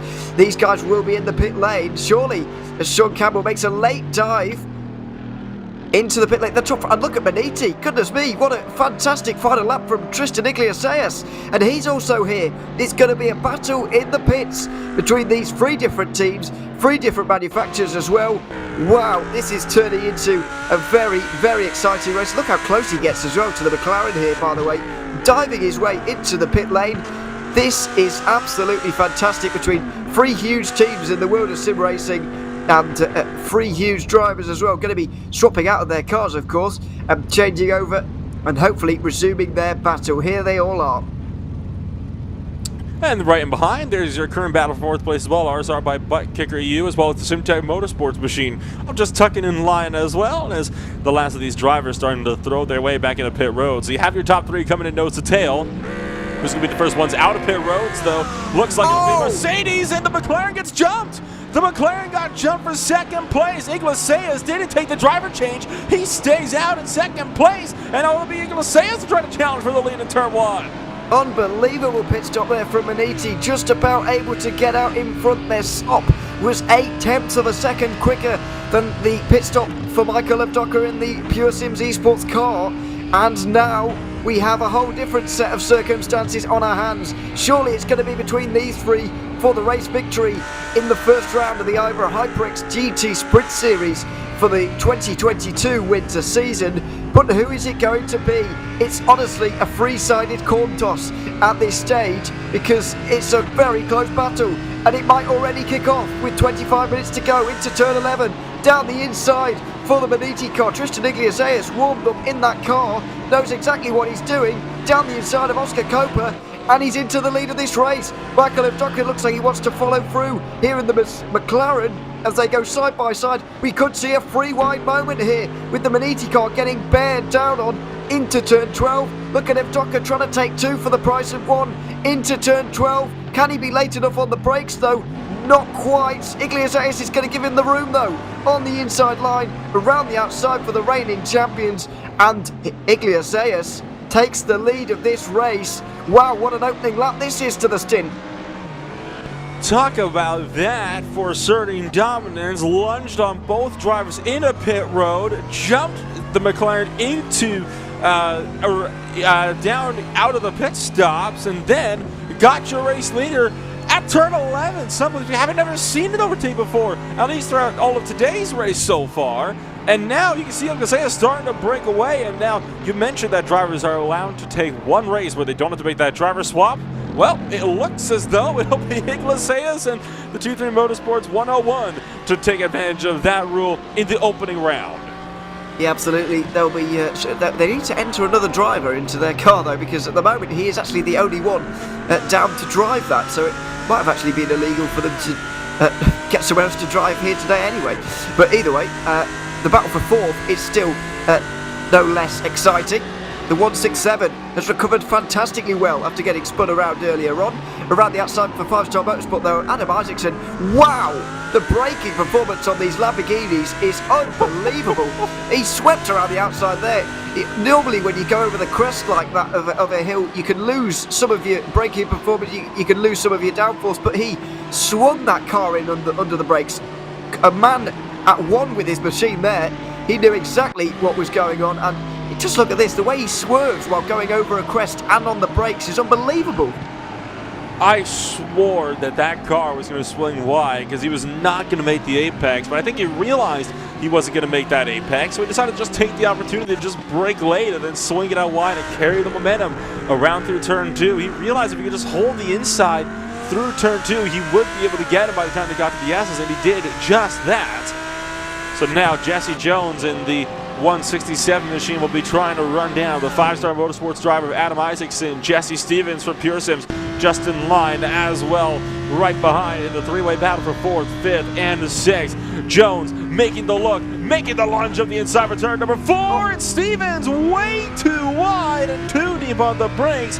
Has to swing outside line through turn 12, but at least he didn't make contact with anybody. Yeah, absolutely. That was very nearly contact. But once again, for the 167. Meanwhile, a bit further down, this is Omenkowski getting passed by Ludens Racing. He's 3rd at the moment in the Pro-Am car, so a decent start for Westwood Racing Esports as they try to emulate their AM success from last season. They were AM champions, of course, try to become Pro-Am champions in 2022. As we look at the Pro-Am leaders, T3 Motorsport by Maniti currently leading 2 of the 3 classes in this race. Joshua Meyer is the leader at the moment.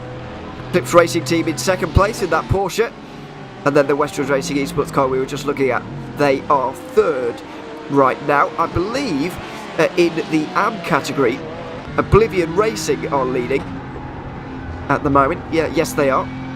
Or are they? Is it Wooderson Racing? No, it is Oblivion. Kazar just in, so these are the 3 in the lead. Okay, so this is a shot at the AM leaders. Oblivion Racing Team, Kazar just behind that in the blue car, and then in the golden, black and white car is the Wooderson Racing Team. This is battle for the lead, is almost exciting as the one for the overall lead by the looks of things, really hotting up back here as well. So the AM class leader is looking to potentially scrap it out deeper in the field and up through the hill, 24th place of World of Sim Racing. Tell you what, that BMW, I remember when World of Sim Racing was so far up the order last season in the BMW, but now this season, all the way down to 24th place. I wonder the damage on the back end has had a hand or two and kind of dictating how their race has so far played on out, but there are still battles elsewhere in the field, particularly in your top 5 still. I'm looking up to the likes of Jesse Stevens. Pierce is looking inside on RSR premise. Jesse Jones can't defend. The 116 trying to go through. The 167 cutting in though, preventing the 116 from tracking down. That gives Jones the inside line for turn 13 and out through the exit. The Lamborghini still gonna hold with it. They've been caught at once, and Jones Stevens gets shoved off the track. Oh, he's gonna go around, saves the car, and they're still too wide. Coming up for 17. Unbelievable. The gap he just fit his car through there, Stevens, was actually unbelievable, by the way. But the RSR Primus car stays in front somehow. What a great fight between these two, though. And it's allowing Simtech and RSO to get involved. Where have we seen this kind of battling before? In the first half of this race, of course. And it's all hunting up to happen in the very same fashion as Adam Isaacson is running away with 4th place at the moment. And the top 3 begin to extend their margins. Iglesias, given that he's warmed up with that car at the moment, he is absolutely running away with this race, nearly 2 seconds ahead of Pure Sims Esports. This is the battle we all want to watch, though. The top 5 is not settled at all. The 167 team have recovered very well, there's no doubt about that, but can they recover to a top 5? Or are Pure Sims going to get 2 cars into the top 5? It's Jesse Jones versus Jesse Stevens for this place at the moment. Oh, Stevens got loose though and really missed the apex there. That will compromise the entire rest of this first sector of the lap. That could allow though Team RSL and Simtech close on up. You're right on board. Mats Tork Hutzfeld in his 197 machine, and that is the likes of Standa Sechnal just up the road for Simtech Motorsports, still trying to close up to the back of Jesse Stevens as well as we blaze it back down the long back straightaway through turn 11 and up towards 12. So far, nobody's going to be close enough to have a look for 5th, 6th, 7th, or 8th. So no change of position, at least expected, unless somebody swings really out wide to the braking zone, which is not going to end up being the case. 18 minutes to go, and still the top 5 battle is the most intriguing. Less than 2 seconds for the race lead. A little bit further down, There's also a train for 9th. Maximilian Fritz is at the front of this one, and both Ingersoll Randenosis cars are involved. T3 Motorsport Maniti in the 173 also here. I think that's Rudy Knopfel actually, making his HyperX GT Sprint Series debut for Maniti. After transferring from RSO, here he is. It's in a strong car as well for RSO. Gets some good performances, good results, but transfers over to Maniti and is now knocking on the door on a top 10. Both Ingersoll Randenosis cars are new entries, by the way, for the winter season. They've got the opportunity, I should say, to get both cars in the top 10. A little bit further down, Garrett Thompson is trying to get through on the World of Sim. Well, he's not. This is that World of Sim Racing in front? It doesn't look like it. No, it's Rusty Spatulas who are just out in front. This is a pro-am battle for what is 4th place in this. 5th in this category right now. A little bit of maths there, and of course the all-important battle for 20th. As the top 20 get reversed for race 2, this is actually a battle with a very heightened importance.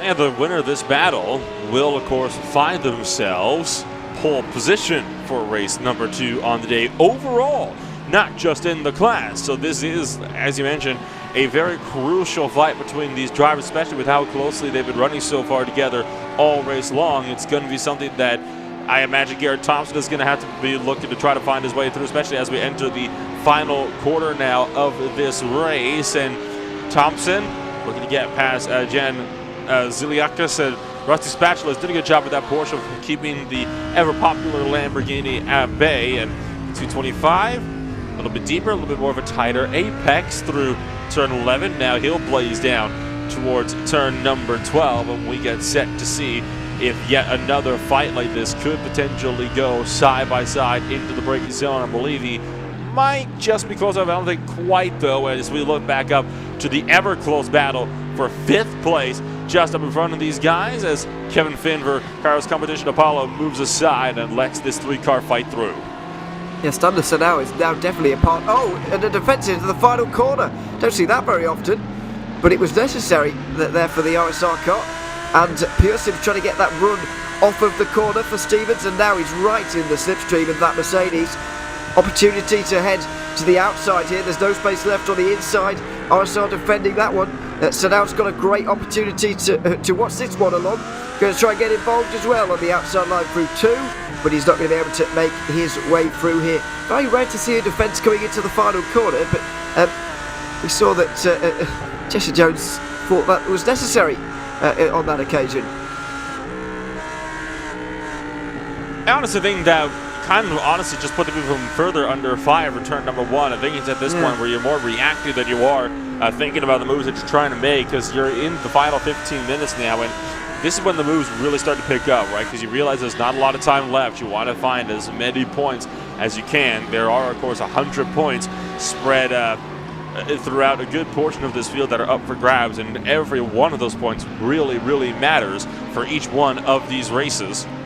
Now, can the Mercedes get just a bit enough distance that he can keep Jesse Stevens at bay? The 116 still looking to close on in. Mercedes by Lambo, by Audi, and neither driver making looks. Now Stevens looks for the inside. Deeper on the brakes. No room though. Jesse Jones holding the outside line through turn 12 of the 167 car. Now going to be under fire. Outside line through 13. Jesse Stevens still just had the nose in, but not enough to this time execute and overtake it a 16. And a little bit of a look here from Sedal as well, but no way through. The 197 of Husfeld is here as well. By the looks of things, through 17 and 18 they go. This 4-car battle, quartets of cars starting to really get closer and shuffle these places with only 13 minutes to go. 7 laps to go, I believe, which really depends where the leader is. Might be 8, but 7 or 8 laps to go. No, 7 actually. But either way, not many for these guys to get themselves sorted out, and you can only imagine it is going to hot up from here. I think the guys behind are a little bit too far back really to get involved, headed by the Ingersoll Randenosis 134 car, but either way, if they battle really hard, then we could even see this train get larger. Every time they go side by side, everybody behind pulls in just that little bit more. So look back now to the fight for 14th and 13th place. This is a little bit deeper down the order, and this is just getting through the first section of the S's now.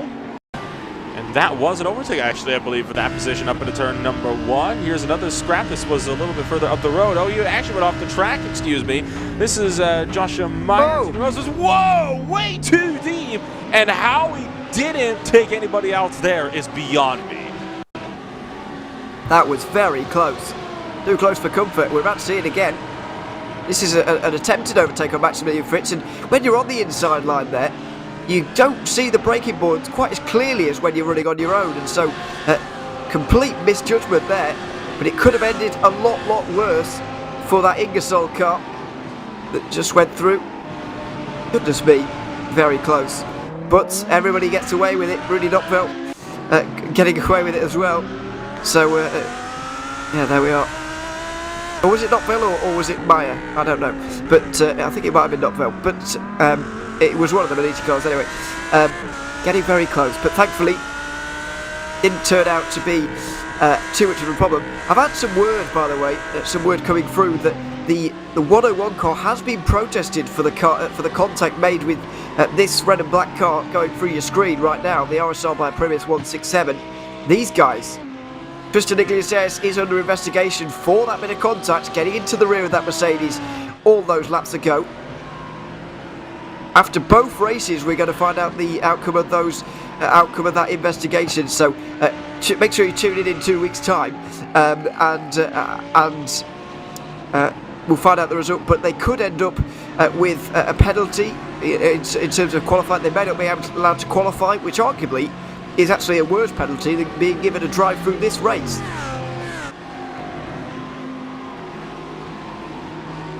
So, with all of that said in mind, that is not at all what the 101 wanted to hear. I'm pretty sure that could be a potential major incident then that will be looked at, no doubt, a little bit further in the race. That was all the way back on just the second or third lap of this race, so almost an hour ago at this point in time. 10 minutes now left to go in this race, and you still see this fight for 5th, 6th, 7th, and 8th, which has not gone anywhere in the last little while. And try as he might, Jesse Stevens has not been able to find a way through on Jesse Jones up for this final spot inside the top 5. Will it be closer this time into turn 12? Don't think it will. And in fact, he's lifted off, realizes he's not going to be close enough, wants to make sure he doesn't miss his braking point into turn 12. Yeah, just making sure the pressure is still applied though, and even on the inside into turn 13. Unorthodox to see a move through there, unless you're on the cutback line and you're trying to and you've been setting that one up through 12, then it's a bit more possible. But just making a dive through 13 wasn't really going to work. However, you can see, and we saw this earlier with the other Pure Sims car trying to make a move on the other RSR car. The Mercedes doesn't seem that strong through the final sector, and through 17 and 18, the Pure Sims car is able to get really mighty close. But through that long right-hander, trying to emulate the left-hander at Istanbul Park, a famous turn 8, of course. You know, there's just not a lot you can do there, so it's not a great place to have your car's strongest moment or your opponent's weakest moment, I suppose. The only way you can really make an overtake up into there is if you are A, side by side when you're already going into the corner, that'd be out of turn 16, or B, if your opponent runs so wide, they go off the track altogether. Because even if you go a little bit wider on the outside line, you can still very easily hold the momentum around the high side and be able to easily still keep that momentum up to hold on to a position around the outside line of the corner. Now, these S's here, different story. As Jesse Stevens looks for the inside and is forced to brake early. That was up into turn number 7, I believe. And Jesse Jones, I think, starting to look a little bit more nervous as Stevens has shown he's not afraid to stick his nose on the inside, even if it's not exactly the most opportune location. Yeah, it was a brave opportunity, or a brave attempt anyway. And now this is a nice line through turn 11, very nice. And this surely is going to open the door for a move at the next left-hander. Slipstream for Stevens, and there's going to be an attempt here. There's going to be a defence as well, though, from Jones, and here we go. Inside line, didn't quite cover off that one quickly enough, and into turn 12, we're going to see the move late on the brakes. Mercedes can hang it around the outside, but not really given very much room at all by the Pure Sims car. A firm slam in the face, and Jones has to stay behind for now. That was aggressive from the Lamborghini. Aggressive, but clean. I think that's a very important thing to note here. There was no contact made, which is a little bit more than could be said for some of the other battles that we've seen so far over the course of the day, and that means that Jesse Jones is not done fighting this one out yet. He'll be able to continue to try to work his way further up throughout this this race and get so close to the back end, having to check up a bit earlier to avoid getting into the likes of Jesse Stevens down the front straight away with under 10 minutes to go. Will we be seeing Jesse Jones be able to make that look up the inside of the turn 1? Don't think he's going to get it here, but if he can keep with the back end of that Lamborghini, maybe up into turn 12, but he's missed the apex, the 116. Very wide, missing the braking point there from Stevens, but it's not a great opportunity for a cutback and a move at the next turn, because this is the next section of COTA. Oh, a bit of a clip on the Sussex curb though, and the Lamborghini's all out of shape. And now look at Jones, very close behind the 116, but not able to get through at all here, really. Into the very end of this section now, down through 9 and 10, which is the left-hander down the hill. There's not really an opening here at 11, but can he set himself up nicely for a move into the all-important turn 12? There's even a bit of a defence there from Stevens, and now, oh well, I was going to say the opportunity for the Mercedes, but it's not a good run at all, and now the Simtech Motorsport car has a chance. Stander Senel with a maybe an opening here, but the slipstream that the Mercedes is getting kind of saving Jones a little bit here. Down into 12.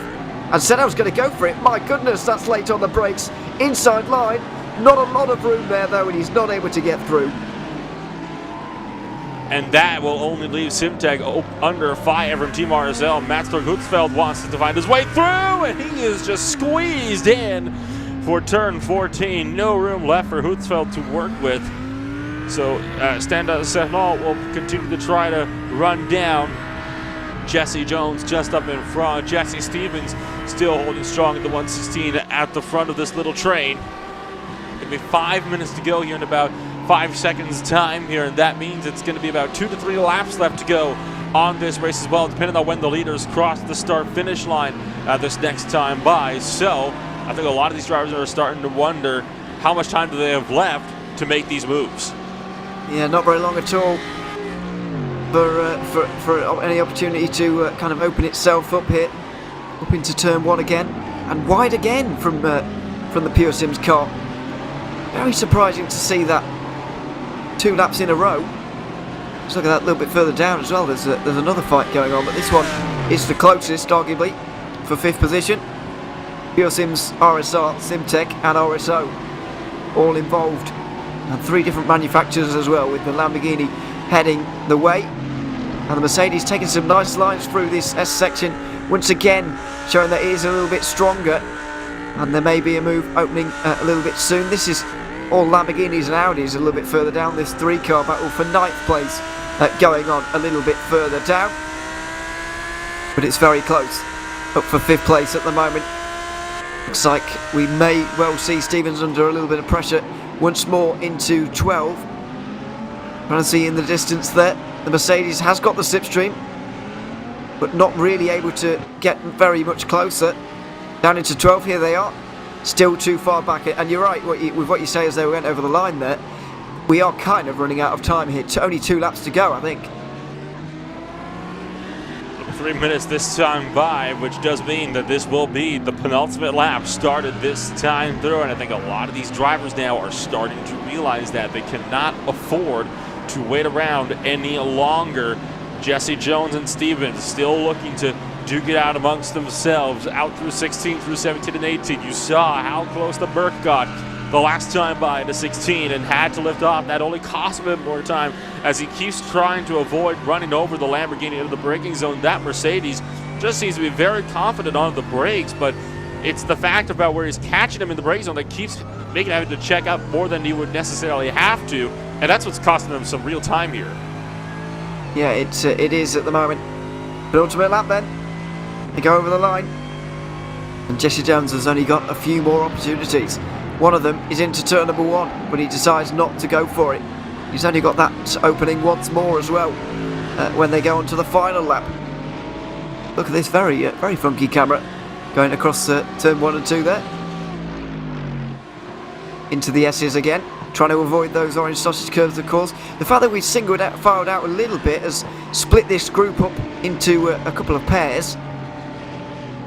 But it may well all close up again, because I find it hard to believe that the Mercedes is not going to have at least one more attack on that Lamborghini. Oh, you know that attack is coming. It's just a matter of where it's going to come from. And I believe the most opportune moment would be down to the turn number 12. But in order to do that, you got to get a good run through 11 first. This time by Jesse Jones taking a wider arc through the corner to try to get the run. And I think the run he has. Now, is this close enough to have the look up on Jesse Stevens into turn 12? We'll find that out here in just one moment here. Jesse Jones thinking about it, makes the look, deeper on the brakes, immediately tucks back in line. Realized last minute he was not going to... Oh no! Down behind! Simtex just spun out, deeper in the field in 7th. Wow, big moment. Standerson now, after a fantastic drive all day long, it's all unravelled from 7th place. He was already skating it in on the brakes, and he's lit the rears up. He doesn't want to spin around in front of the field either. He's lost his... Here's the onboard shot. He's already, as he turns in here, it's already starting to lose the rear, but he thinks he can control it, but in the end can't. And the Czech driver, I'm afraid, had to wait as well for these three to come through. Where did he drop to in the end? Probably down the order, I think. Here it is again. I believe he's running 14th now as a result of that, and Hutzfeld just barely getting around that in the Team RSL machine. Heartbreak for Snow. Very disappointing for him, but the only positive he can take is the fact he'll have a slightly better grip position for the second race and might be able to get a better result even still. But let's wait and see on that one. Yeah, you're right, down to 14th and 13th. That the pro cars, he's even dropped behind the Pro-Am leader. Speaking of leaders, T3 Motorsport by Maniti have been leading the final half an hour of this race, final 25 minutes or so. We were expecting a grandstand finish between the top three, but in the end, Tristan Iglesias has just absolutely demolished everybody. Nearly 8 seconds is his margin at this stage, and it's not quite the domination that we saw from the very first race of the fall season at the Hungaroring, where they led almost every single lap of that whole event from race 1 and 2. It's been a lot closer this time, but it's still a familiar result for the reigning champions. And only 4 more corners to go for Tristan Iglesias. 17 and 18, the long right-hander. And finally, these left-hand side tyres can get a rest. And the final 2 corners as well. Into turn 20 comes Tristan Iglesias to take another victory in the IVRA HyperX GT Sprint Series. It's T3 Motorsport by Maniti defending their title in the perfect possible fashion by winning here at the Circuit of the Americas. Over 8 seconds is the margin at the end, with Pure Sims Esports coming home second and RSL by G Performance third. Late drama as well, with Jesse Stevens holding on from Jesse Jones for 5th position as well, behind the 5-star Motorsport 105 car, which has come home 4th. The first half an hour especially done absolutely enthralling in that race, and a very deserving winner in the end. Iglesias is under investigation, but he is also a race winner. What a good way to start off the season, and he's no doubt hoping that that investigation goes his way as well. There's fight 14th, 13th, and 12th, which will there be no changes. Oh, there might be a change there, though. Start was swinging out wide for Rusty Spatulas. They're going to be losing 22nd, or first place overall from that. I think just got losing contact. Just having lost 20th place up to Kazar Sim Racing. Down to the final couple of corners then for this team, as a couple of guys swinging out wide, just trying to scrap away with winner spots are left. It's just chaos at the back here as Team Oblivion going to try to take the outside line away for Kazar, but it's not going to happen, and Garrett Thompson holds on to 20th. Oblivion Racing do take the victory in this race, thankfully, but they do miss out on that reverse grid pole position, which they have just ever so slightly missed out on. So the AM battle is going to be very, very interesting to watch throughout the second race. We're on board with E-Team Brit. Having to recover is Michael Tyler from the back of the order after entering this race a little bit wrong earlier on. This is an AM car anyway, though, so they didn't lose out on too many positions. 29th is going to be their finishing position out of the 32 that took to the start of this race. Very, very entertaining indeed it was, though. 8 seconds the margin at the end of the race victory for P3 Motorsport by Maniti. Tristan Iglesias driving on his own, the only time he's going to be allowed to do that this season, but making full use of that, taking advantage of the fact that Michael Avdoka and Oscar Copa were not accustomed to that to their cars to pull out a big margin. It was Pure Sims and RSR running out the podium. Adam Isaacson drove well to come home 4th. Jesse Stevens held off what seemed like everybody for 5th.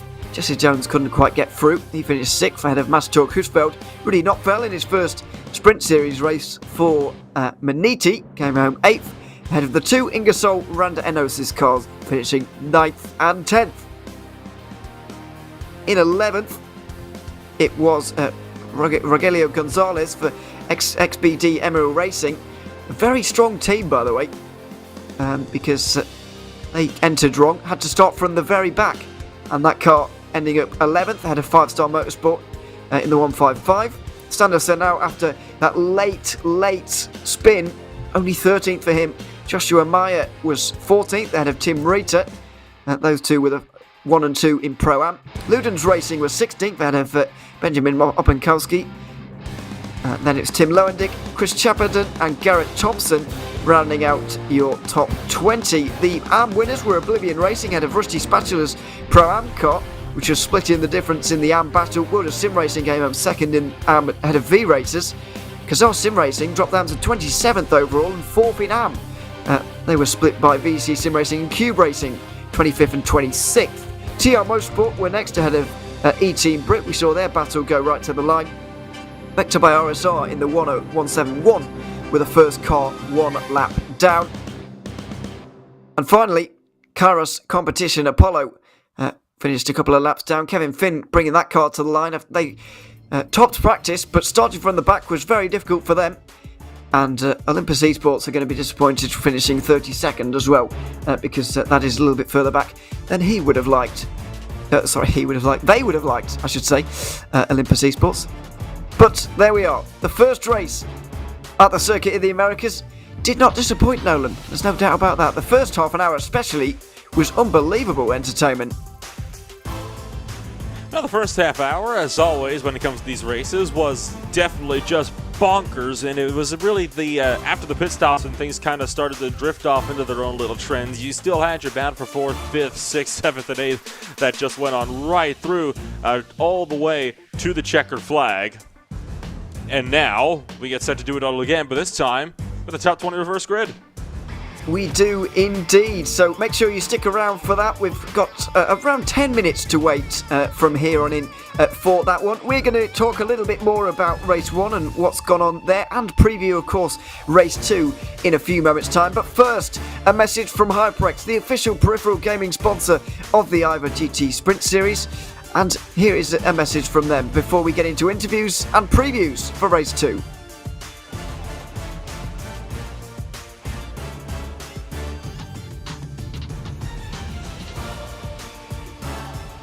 Ain't accept and ignore, just kicking down all the doors. Guarantee you, boy, if I ask for it, it's gotta be real big.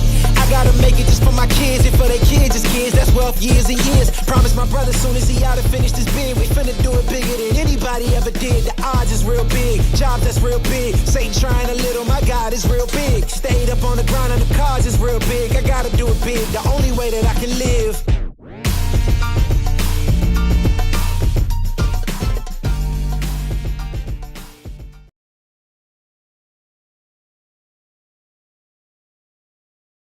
Welcome back to Circuit of the Americas here in Austin, Texas. We've got another 1 hour race coming up here. The top 20 are going to be reversed, and we're going to see what that does to this field. Of course, it was Tristan Iglesias driving on his own for T3 Motorsport by Maniti in that first race, who took the first race victory by around 8 seconds in front of a hard-charging Michael Evdoka in the Pure Sims Esports McLaren, and the RSR by bookkicker Oscar Copa-driven Mercedes was in third place after that race.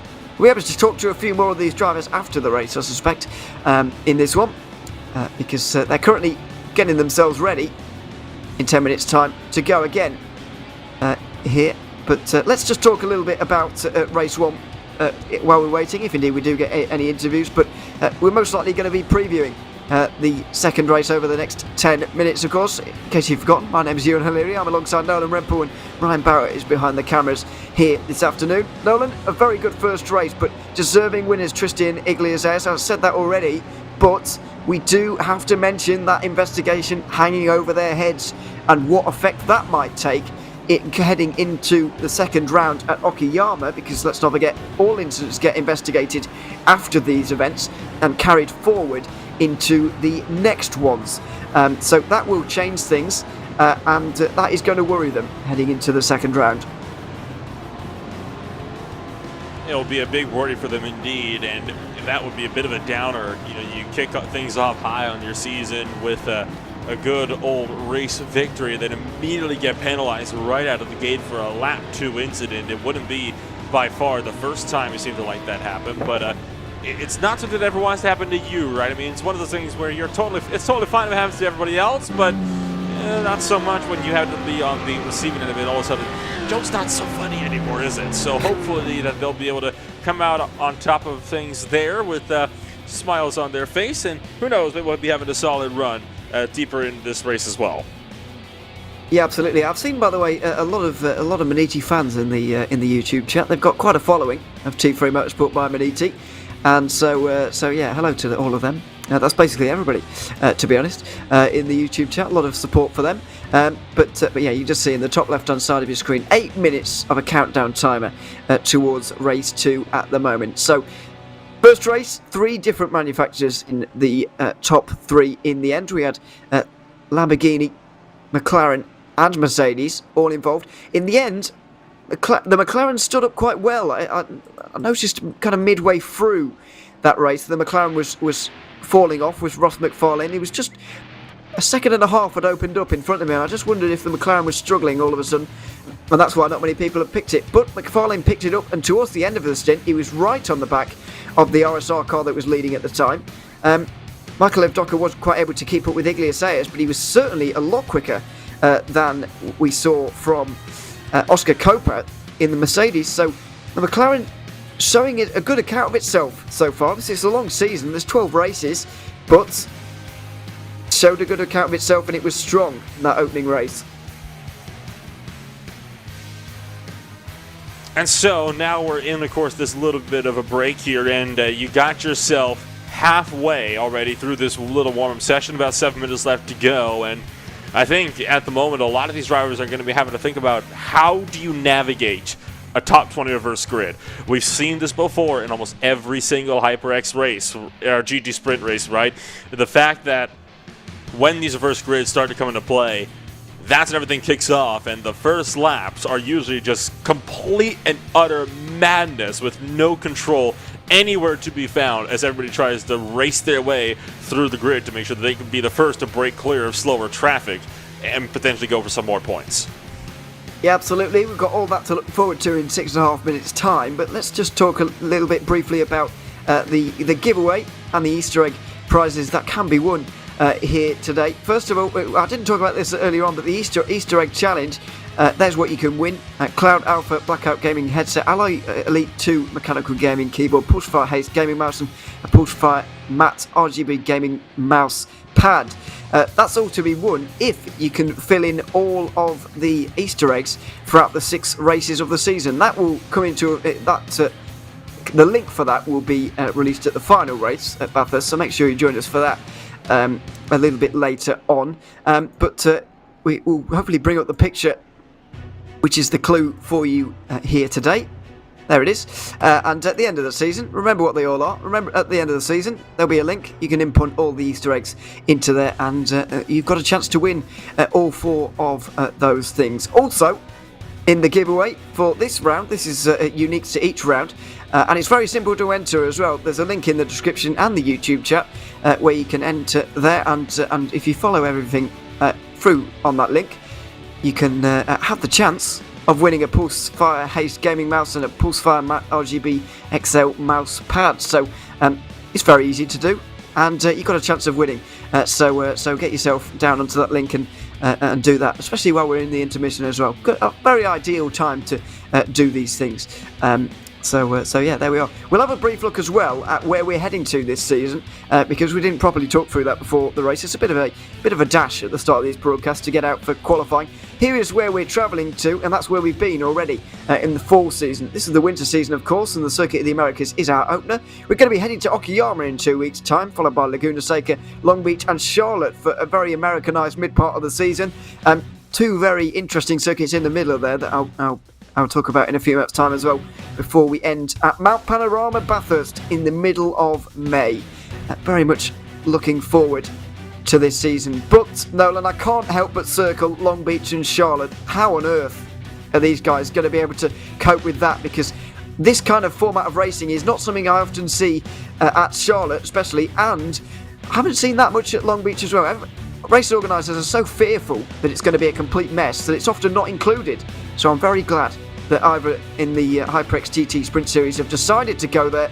That is going to be very exciting, much in a similar way that Belle Isle was in the fall season. That's going to be a bit of an interesting run, isn't it? I mean, Long Beach has got to be by far one of the most famed road courses in North America. Of course, it is well known everywhere, and of course, IMSA regularly races there from year to year, as well as does IndyCar. So this will be far for the first time that GT cars have raced there, but you don't see it all too much in GT schedules, do you, nowadays? It's more on the IndyCar schedules for kind of everything now, and you look up to the Charlotte Roval. And at the moment, I think the most notable events that take place at the Charlotte Motor Speedway Roval is, of course, the NASCAR Cup Series that goes racing there from year to year, as they had since that track got more or less resurrected back in 2018 and completely renovated. I very rarely see GT3 cars racing there. It is a relatively exciting racetrack, though, to see GT3 cars racing at, so who knows, maybe we'll be seeing some exciting racing over at the Charlotte Roval. If I had to pick one Roval to race at in GT3 cars, it would definitely be that one, right behind Daytona. Yeah, of course.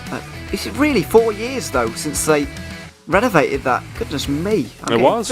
Wow. You've made me feel quite old there. Thanks for that. 2018. Oh, my Lord. Well, that's going to be a talking point when we get to round 5. That's at the end of April, by the way. Towards the end of April for this one. The 24th, that will be. For that race. So make sure you tune in. All here, of course, on RaceSpot TV. There's a lot of IVRA racing to look forward to over the next few weeks. In 3 weeks' time, 2 weeks and 6 days, on the Saturday, we've got the next round of the Endurance Series, which is going to be 1,000 kilometres at Interlagos. But even sooner than that, we've got the Club Sports Series, or the next round of the Club Sports Series next week. I think it's next weekend on Saturday. It is indeed. We're going to be going racing for 700 kilometres this time at Zolder. And judging by the way the 700 kilometres of road Atlanta ended, I'm very much looking forward to the Zolder round. Hopefully a similar finish in store for us there. What do we have in store for us over the next 60 minutes then? We've got not long to find out here, Nolan. We saw in the first corner of the first race a few moments ago that the inside was a complete stack up and people coming to almost complete stop. Do you think people involved in that will actually take that into account? Do you think more people will decide, I don't actually want to be there anymore, and we'll see more people swinging around the outside this time? I have to be honest, I think with the reverse grid, that's going to make it even more of a hazard, because you're going to remember that the big stack up happened in the back portion of the field, right? It wasn't a problem up at the front of the field. The guys that were at the front of the field are going to be at the back of the field now. They probably don't really have an idea of what necessarily happened back there. They're not going to be any the wiser. That's a very good point. They won't have seen, unless somebody has, because obviously they will have, in most cases, Iglesias doesn't, but in most cases they will have a co-driver that might have seen something. But either way, it's hard to plan for these situations, certainly, and it also kind of depends whether you start on the inside or the outside line. We're going to get a view, by the way, as to the grid in the next 30 seconds or so, as to where everybody's lining up. Of course, we already know that Manici are going to be 20th and Pure Sims will be 19th, etc., etc. But it's going to be Pro-Am cars mobbing the front of the field. There's going to be 5 of them in the top 20, 5 of them in the top 7 positions, I think, judging by the race results from a few moments ago. That is going to be interesting, but it does mean that anybody outside the top 5 in Pro-Am has a lot of work to do to get inside the top 5. But no AM cars got in there this time around, so that race very, very much open as Oblivion Racing look to try and repeat their race victory from the first round here at Circuit of the Americas.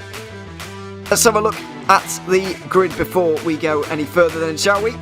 And get ourselves ready for 60 minutes of racing for the second time here this afternoon.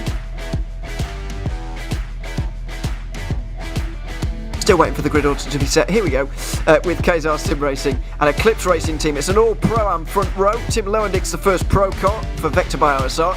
Next, Westwood Racing Esports and Benjamin Uphamkowski in fourth. Ludens Racing will be right behind the Vector by RSR car in the train. They'll be 5th. Ahead of Easy Clap by TR Motorsports. Leaders, of course, early on in that first race, recovered to 4th in Pro-Am.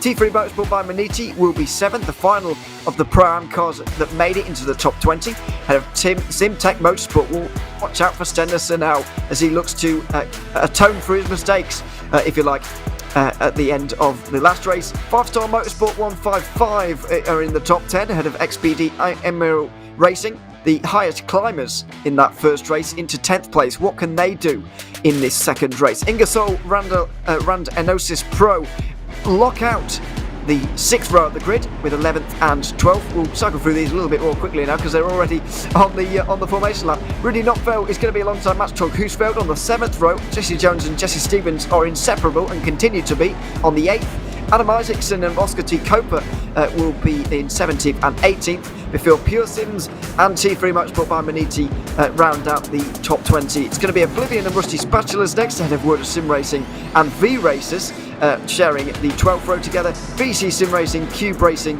Kazar, TR Motorsports, E-Team, Brit Vector by RSR round out your top 30, and the final 3 cars, Kairos Competition Apollo, are looking to have a much better result than they did in the first race. Olympus Esports likewise in 32nd, and Project Dynamic didn't get very far at all in the first race.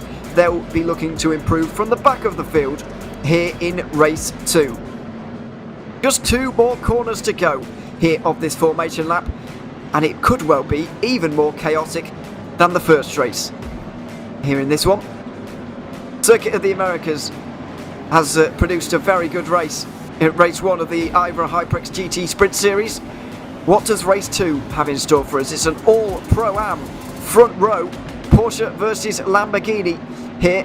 Kazar Sim Racing versus Eclipse Racing Team. It's going to be Garrett Thompson in control of the field, Chris Chatterton alongside him as we look towards the field. They all get ready and it's down to Thompson as to when he wants to go. They all fan out in the background.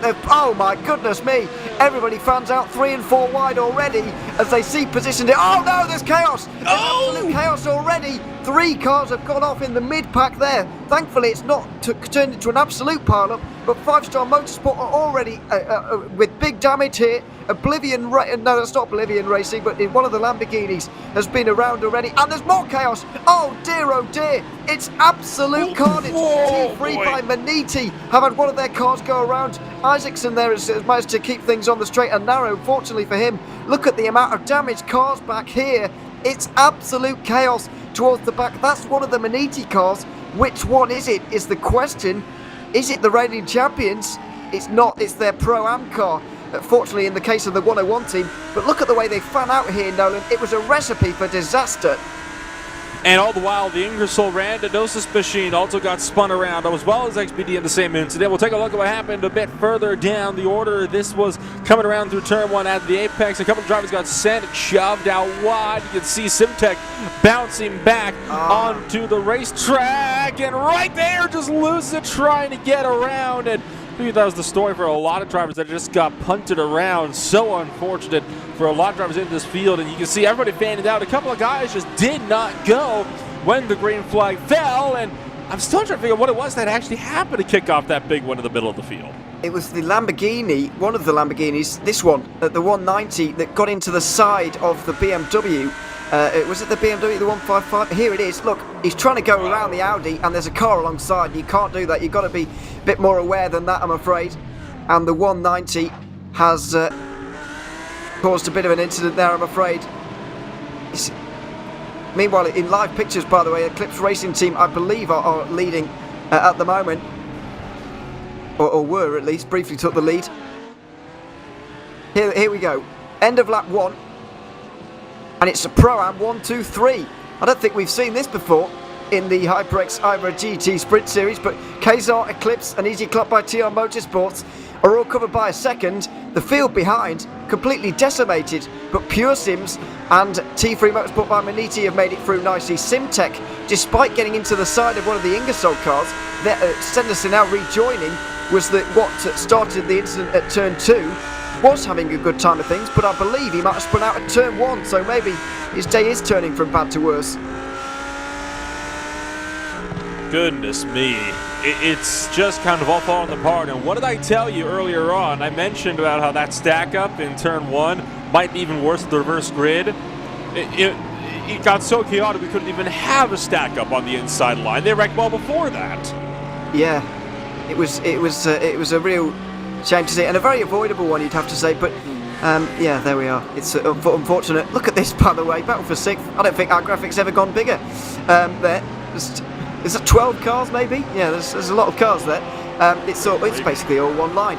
This is what you come to see, though, at the reverse grid race. It's all about, as a pro car, getting through the Pro-Ams all as quick as you possibly can. The 5-star Motorsport car and the RSR by Primus has been able to do this nicely, but they know there are 2 cars in the form of the 170 and the 101 that are in front, and they're going to try and chase those guys down, and of course try and chase the leaders down. The race win for those guys definitely on the cards.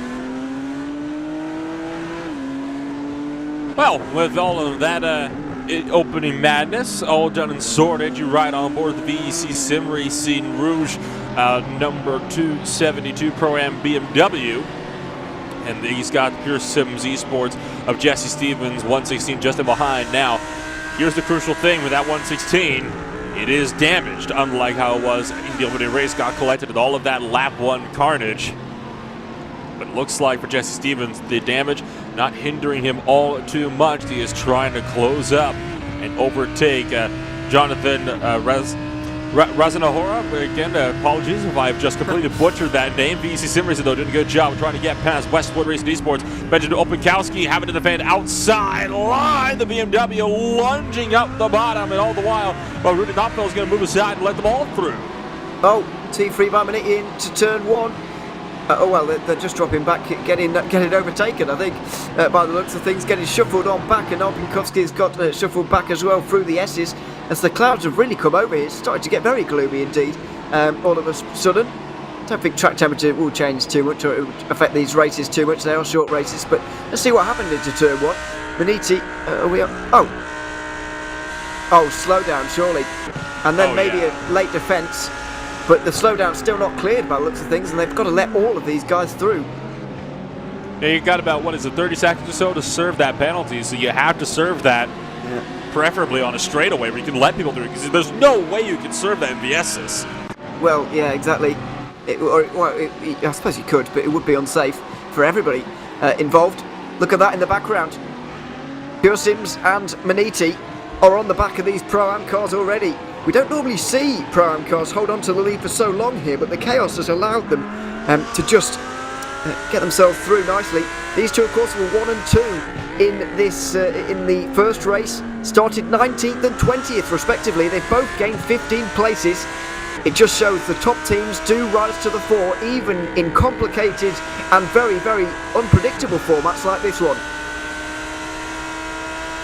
And Iglesias now looking for potentially the inside on Michael Avdaka for Pure Sims in the McLaren MP4-12C down to the braking zone. No move being made by the T3 Motorsports machine. Once again, we are very, very early on still so far in this race.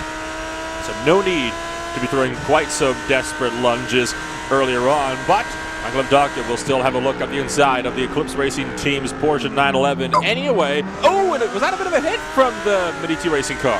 Very close, very, very close, if there wasn't any contact there.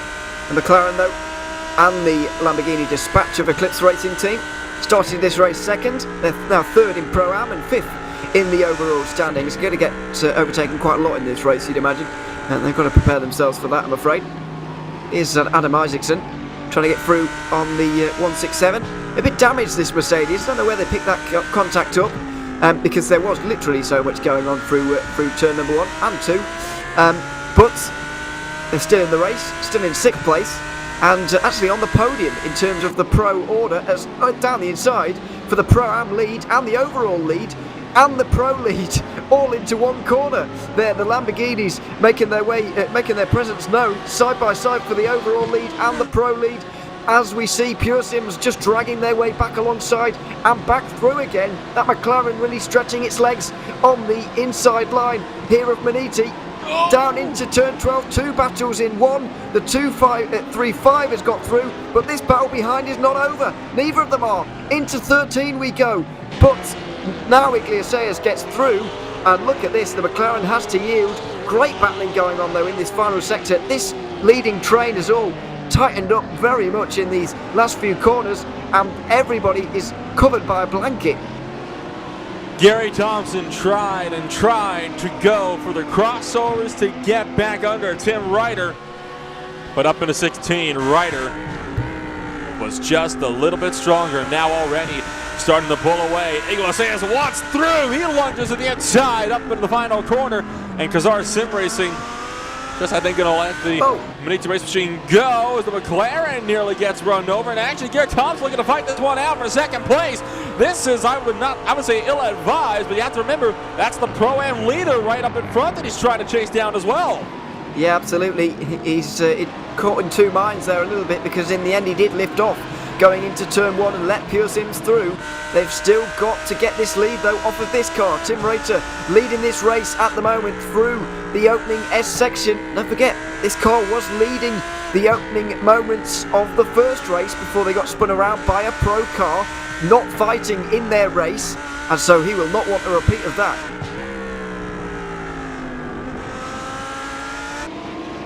And already almost 1/6 of the way through this race, almost 10 minutes in, and Iglesias has caught up to Tim Ryder for the race lead, and Ryder is not even going to bother fighting that one out, realizes that is not a battle he's going to win no matter how you look at it, so he would rather just take the second place and move on. He's going to have to take third place soon though, because Michael Avdaka for Pure Sims, no doubt looking to charge out to VT Racing now that he sees them in the lead. The one thing that Avdaka cannot afford is to get held up behind that Pro-Am Lamborghini. That's what he might well get held up though. Into 12, he's not able to make that move. So, Avdaka is going to get held up here, and if you remember, at the second part of the, down the inside he goes, it's a 50-50 lunge almost, and Rietveld does not want another repeat, Tim Rita doesn't want another repeat of the first race where he got tipped around by a pro car, and so surely he's going to let that one go, and he does indeed. But the gap is already a second, and you've got to remember the second part of the first race as well. Avdaka was not as quick as Iglesias. Admittedly though, Avdaka was getting into a car that was completely new to, well, not completely new to him, but it was a little, he had to adjust just a little bit in that second stint. Now he's fully accustomed to this car, as is Iglesias, so maybe he'll be able to keep on terms, but it's going to be difficult for him to stay with that 101.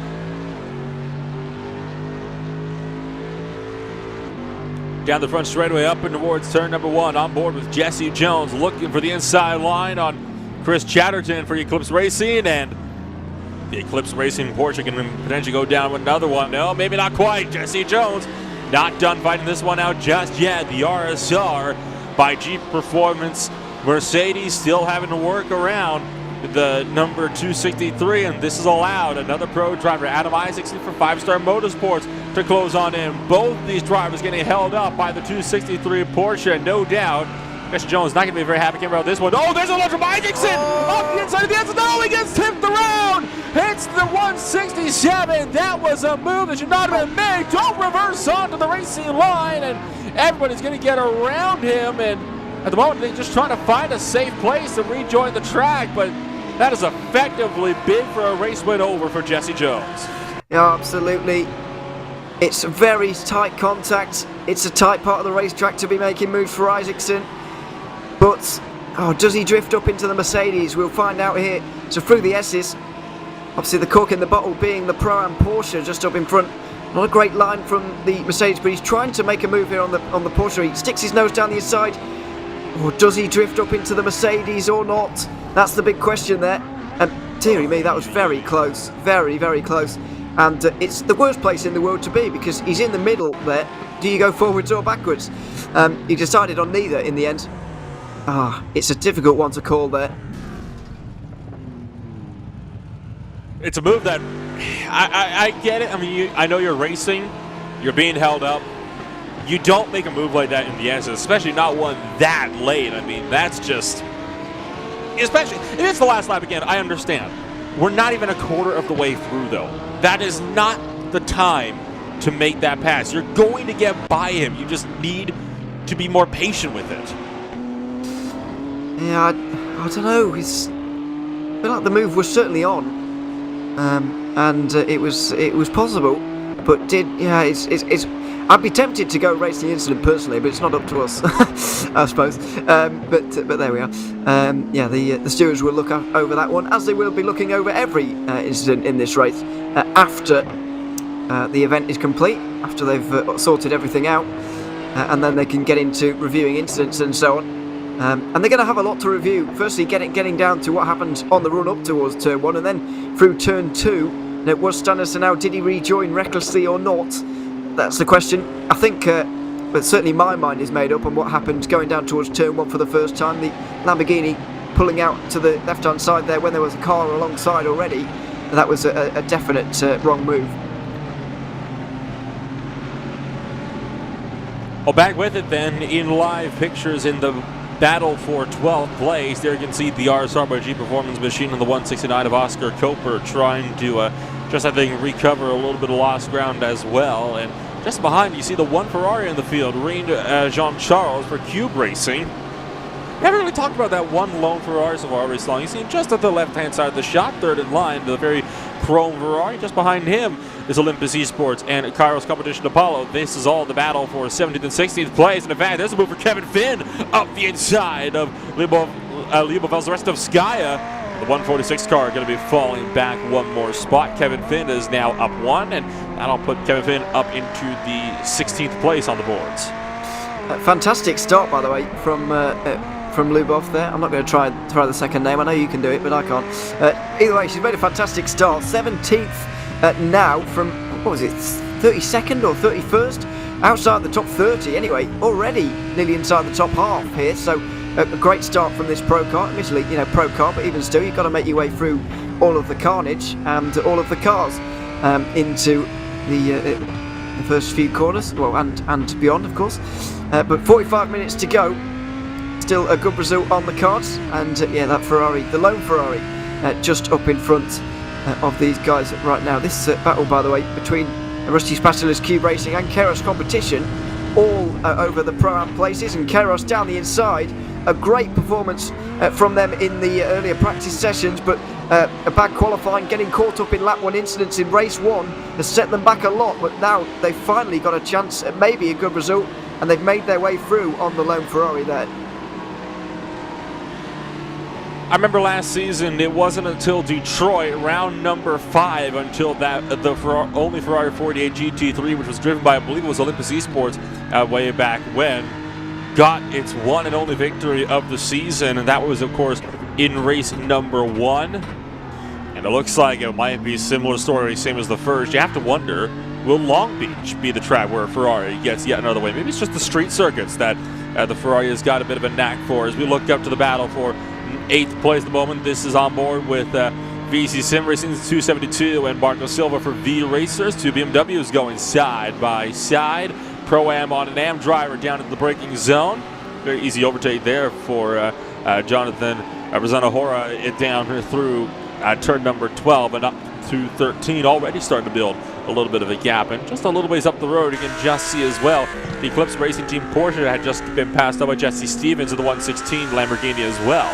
That was for 6th place on the track. A wonderful start as well from V Racers, by the way. The 333 cars into 9th after starting outside the top 20. So it's some good AM cars as well, making a lot of progress. World of Sim Racing are 21st and they're 2nd in AM, so it's a big lead at the moment for Marco Silva. And he's earned that in the first 15 minutes. There's the nearest competitor, so a big margin that he'll be able to, or he's going to attempt at least to hold on to throughout the remainder of this race. Big train though for 16th. It's headed by Olympus Esports at the moment, as they've just made their way through on the Audi there in 17th. This is one of the RSO cars. Well, they were making their way through on Cube Racing. The RSO cars followed them through. And this is a tough break really for the 197 team. You saw how impressive they were in the first race, first hour-long race, but they got involved in that incident where Sennar came back onto the circuit here on the first lap at turn 2.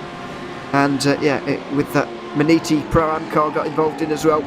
The RSO car went around and it set them back by quite a long way.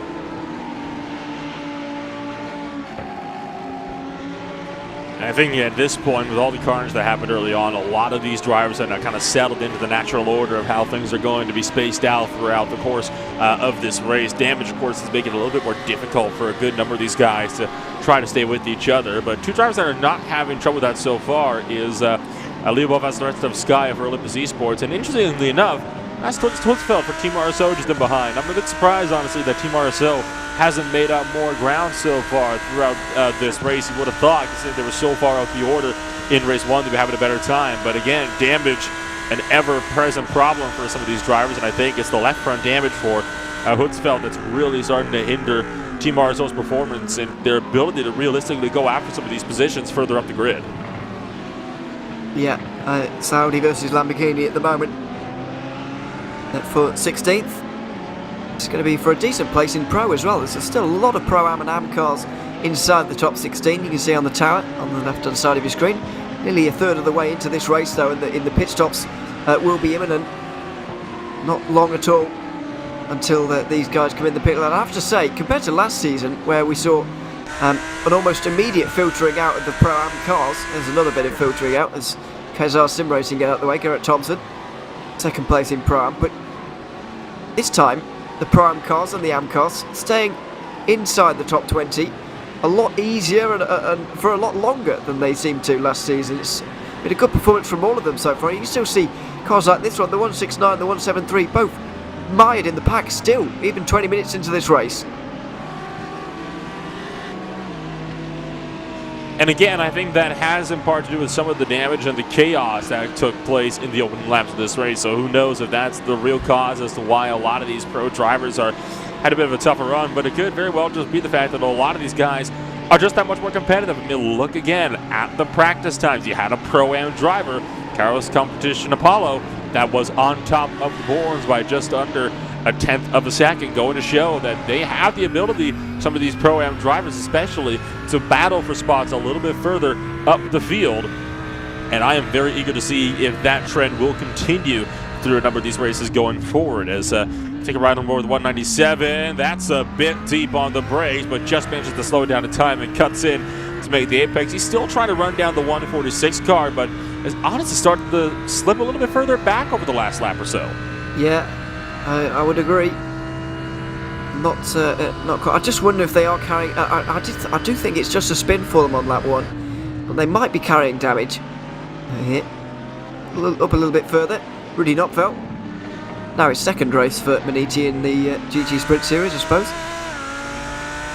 Into 16 they go, where it all unravelled for Iglesias in the opening race. I say all unravelled, he still won it, of course, but He is under investigation for a move made into 16 on this very well, not this very car. This is the 167, but still, he is going to have to be.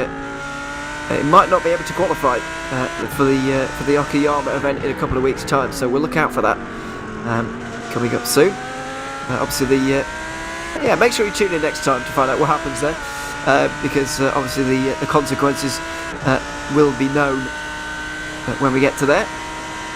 Up the hill again into turn 1. This is a bit of a train really forming from the V-Racers car, and it's slightly surprising. That is an AM car running inside the top 10, somewhat surprisingly, since no AM cars started inside the top 20, and V-Racers didn't win the last race either. They weren't second, so an astonishing start for them, it really is.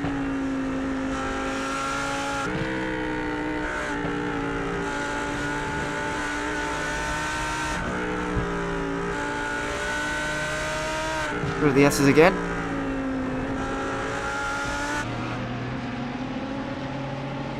Down towards turn 11, there's probably an opportunity coming up here for Oscar COTA to be able to get through, and Benjamin Okinkowski, who's just up in front.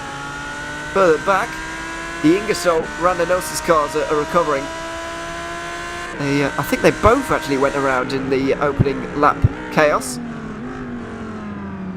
and they are absolutely in traffic at the moment. Down the back straight again, side by side between those couple of cars just up in front of these guys, on the back of one of the Vector Bay OSR cars. We could start from the 172 team, but it's going to be difficult for Rodriguez to get through here really, but giving it a good go. Down the inside into turn 12, possibly a move on here, but not really able to get through it. And as soon as you go further back like this, look, there's a number of cars with a lot of bent panels and all sorts going on back here.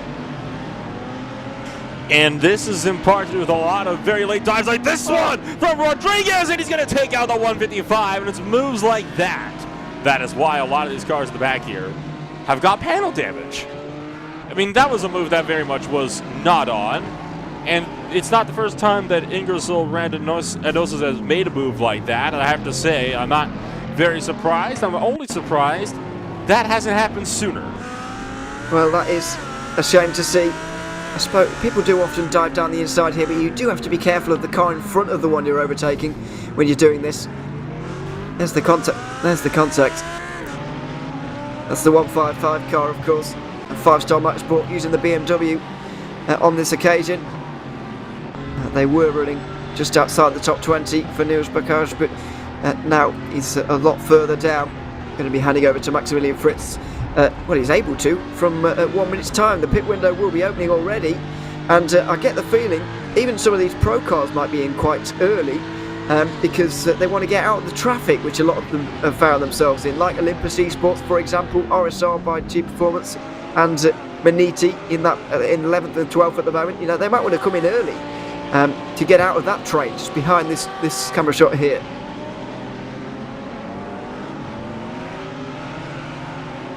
And now, as we can see the field thundering back down the back straightaway, we'll be seeing a move for 12th place. Oscar COTA moves over to the left-hand side. Maniti over to the right. Rudy Knopfel on the brakes earlier. Has to back out. Oscar COTA not leaving Maniti with a whole lot of room to work with, and that allows for Westwood Racing Esports, last year's M-Class champions, to just stay right tucked in line in a potential fight here for the 12th position on the racetrack. So everything once again starting to slowly crescendo, right? You get the opening race chaos, then things start to die off a little bit, and then it is in when we get around to the halfway point, as well as later on in the race when everything starts to come to a head. Pit window did just open about 10 seconds ago, and sure enough, we're already seeing drivers starting to come on down. Looking at Chris Chatterton in P7 already into pit road, as there is a look for the battle for what is now 6th place. Garrett Thompson and Kazar Sim Racing and VC Sim Racing looking to do battle side by side up and towards turn number 1. There's 272 late braking outside line, but way too wide to be able to hold on to the momentum. Yeah, just a little bit too wide there. I don't think they were fully intending to actually make that move there, but Thompson decided to defend anyway, and they hold on to what is now 2nd in Pro-Am. It might well be 3rd by the time this pit stop cycle all shakes itself out. But they can only fight for what's in front of them at the moment. We're still 34 minutes to go in this race. And yeah, surprising lack of boat cars coming in there. Maniti decided to stay out, but Oscar COTA decided that he wanted to come in. And that's probably the better choice anyway for RSR, because COTA was nowhere near as quick as his teammate during that second stint in the first race. Sean Campbell was absolutely lightning quick, and I'm not saying COTA's slow, but Campbell was certainly quicker and able to even put time into Iglesias actually during his stint, but COTA really wasn't able to. And once again, the battle for 7th place, picking on up. Garrett Thompson, dead even with VC into the braking zone to 12. But the Lamborghini just can't keep the Beamer at bay. And so the 272 machine this time will finally pull in front. And that was a fight for position in the Pro-Am category. I believe that was for 2nd place in the Pro-Am class. Yeah, it was indeed. VC Sim Racing able to get their way through now after a lap or so of trying. Very wide through 12 and 17 and 18 there, though. Managing to keep it on the road just about into the final couple of corners now. We go on board with Rudy Knopfeld deciding to fight his way through this traffic instead of strategise his way through it, which might have been the faster choice, but it's to their own. Top 10 for him right now. He's going to get another place with Pearson's coming in their 116 car, just as Stevens getting out of that car now. And into turn 1 they go again. Knopfeld can't get through, and I just feel like he'll be losing time to Sean Campbell, who will be in clean air. He was battling with him not so long ago, but Campbell's going to be in clean air, and Knopfeld will not be able to go as fast as he can here, stuck behind an AM car.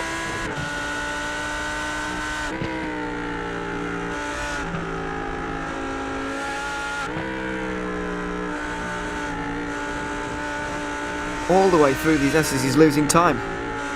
It certainly is, and it's being caught up in not just lap traffic, but as well as that, other drivers that aren't even in your own class that you have to battle with. That's really starting to hinder a lot of these drivers so far throughout this field, as you continue to watch Rudy Knopfeld from IVRA Racing trying to close out now DeMarco Silva from V Racers. Now this is a pro driver on an M class driver, and Marco Silva going to swing now wide out of turn 11, and I'd be a little bit surprised, honestly, if we didn't see Silva break it a little bit earlier to let Knopfeld through. I mean, that is a pro class driver. That's up your inside, and you're an AM class driver, right? I mean, that's really not a fight you got a whole lot of hopes of winning. And sure enough, break it a little bit earlier to allow Rudy Knopfeld through. Maniti will go up now into 9th place overall on the racing surface. And now the next driver line is for position for Knopfeld. It's the likes of Standout Sefnol in the Simtech Motorsports 107. Yeah, absolutely. Simtech Motorsport car's done a decent job either way, despite its little incident early on, and I believe it was a slowdown earlier, which put them back a little bit. I noted, or I said, that they might have spun through turn 1. I don't think that was the case. They might have got a slowdown about 20-25 minutes ago. Lifestyle Motorsport in. Adam Isaacson's stint is at an end.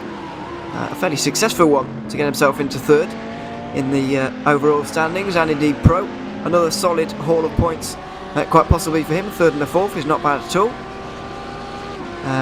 But not quite as good as Maniti getting 1st and 1st, and Pearson's with 2nd and 2nd, but they'll take what they can get at this stage. I do want to just briefly mention Maniti as well in the 101, the reigning champions, and how important their double win at the Hungaroring was to their overall victory in the season, because I know Team RSO had a poor Hungaroring, but the runners-up in the end beat Maniti in terms of points in every single other round. So they lost out to RSO in 5 of the 6 rounds last season, but this double win is so important, or that double win was so important, I should say, past tense, to their championship, that they managed to actually hold on with enough points in the end, with 30 to spare. So it can't be underestimated, this. I know it's early on in the season with 10 races to go, but it can't be underestimated, the performance they're putting in at the moment. Most certainly can, and I think that strong performance is what is allowing them to still stay in this fight here for some of these positions, and you have to hope that maybe they'll be having some more of these terrific fights so far as the season goes along. So they are going to be putting up a strong performance here, no doubt, throughout the remainder of this opening round here for the Circuit of the Americas, as we are now past halfway in this race and about 5 minutes left on the pit window as well, which means that anybody that has not come down to pit would be in either this time or the next time. They're not going to have time to go another 3 laps before that pit window closes. Yeah, only should be one more. But you can imagine it doesn't really matter for Iglesias. He might as well stay out because he's in clean air at the moment, but he's absolutely cruising. And it all kind of it boils down, this one, to you have to have 2 drivers capable of keeping up with the front of the field. You know, we saw Ross McFarlane, fantastic job in that McLaren at the start of the last race, keeping up with Iglesias, as I said earlier, putting time into him even. But Michael Evdokken could not quite able to do that. Not slow by any stretch of the imagination, Evdokken, but not quite as quick as McFarlane. And 7 seconds of a margin, I think, is going to be too much in the last half of this race.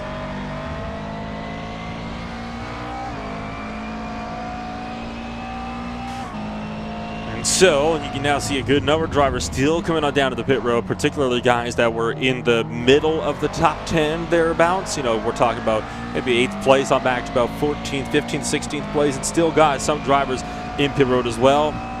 Looking at the V-Races BMW of Nuno Costa, who was just up in the 7th position, as well as the likes of Westwood Racing Esports, because our Sim Racing Hydra 225 just exited pit road as well. So you still got a lot of drivers that are making their last pit stops on the day. And that graphic on the bottom right of your screens really does go to show just how far apart everybody so far is throughout this grid. And well, as I say that, there's a bit of a nose-tail battle. It doesn't get much closer than that. Does it up into the SS. Cairo's competition. Apollo trying to look up the inside of V-Racers Nuno Costa, who was not willing to move aside and let that Lamborghini through.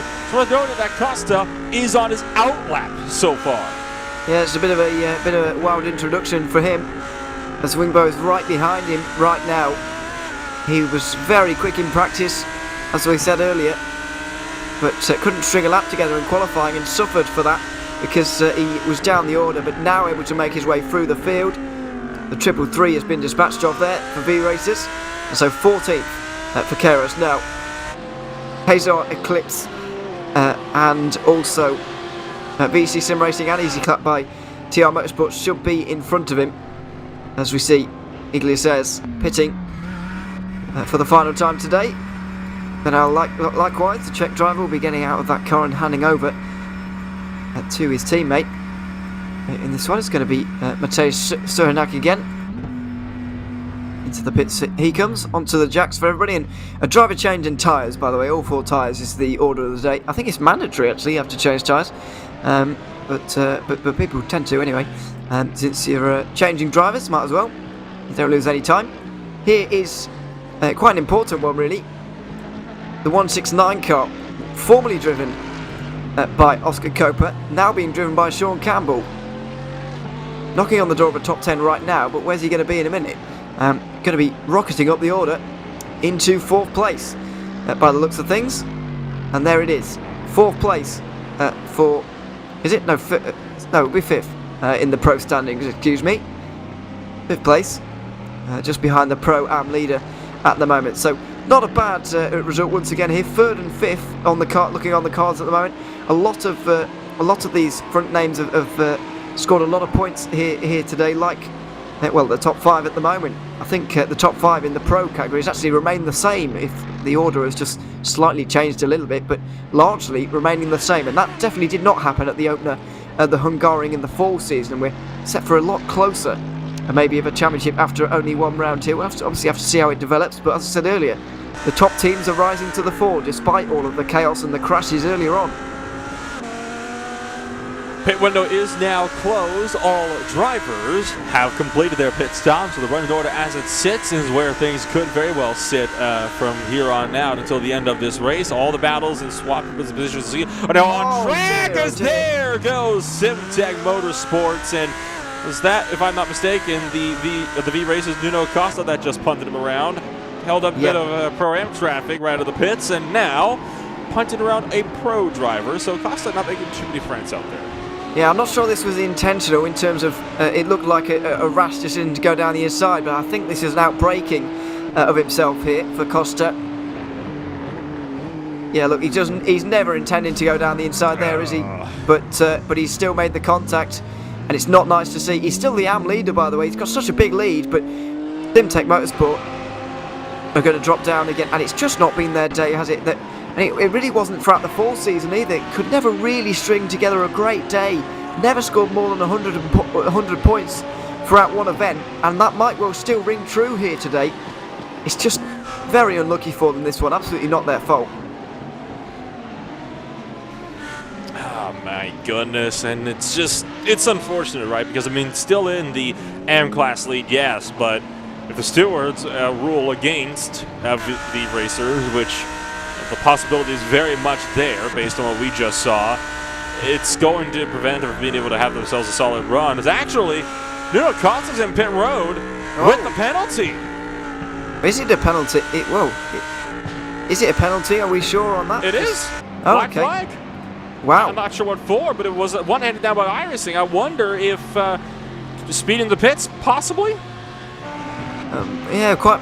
It's the only thing I can think of at this stage. World of Sim Racing then are going to retake the lead ahead of Oblivion and Kazar Sim Racing. V Racers fourth. Oh, the other AM cars are out of the race at this stage, unfortunately. But there we are. Change for the lead in the AM category after that one for V Racers. And this is a bit busy. A little bit further down. Eclipse Racing team ahead of VEC Sim Racing in terms of the Pro-Am battle, and a Pro Maniti car trying to fight its way through. Also got Kairos. Look at the way that Emil Vingbo is fighting his way through this order. He's still got an outside chance of winning this race in Pro-Am. I know he's 15 seconds down on the leader, but he is so quick that he could well do it into turn 12 around the outside of Kazar Sim Racing like it's nothing. He's through already. VEC Sim Racing trying to get through on Eclipse. This is very, very busy indeed, and Wimbo might well try and take both of these cars in one go around the outside through 16. This might well be the move. Inside line for 17 and 18. Surely he's going to have this one done. He's going to be into second place in a moment. Surely this is amazing. Not quite. They're side by side through 18 still. Look at Godfrey ripping the high side and on the inside of a turn 19. First I've seen it all day long. Oh, he's going to shove Wimbo off the course.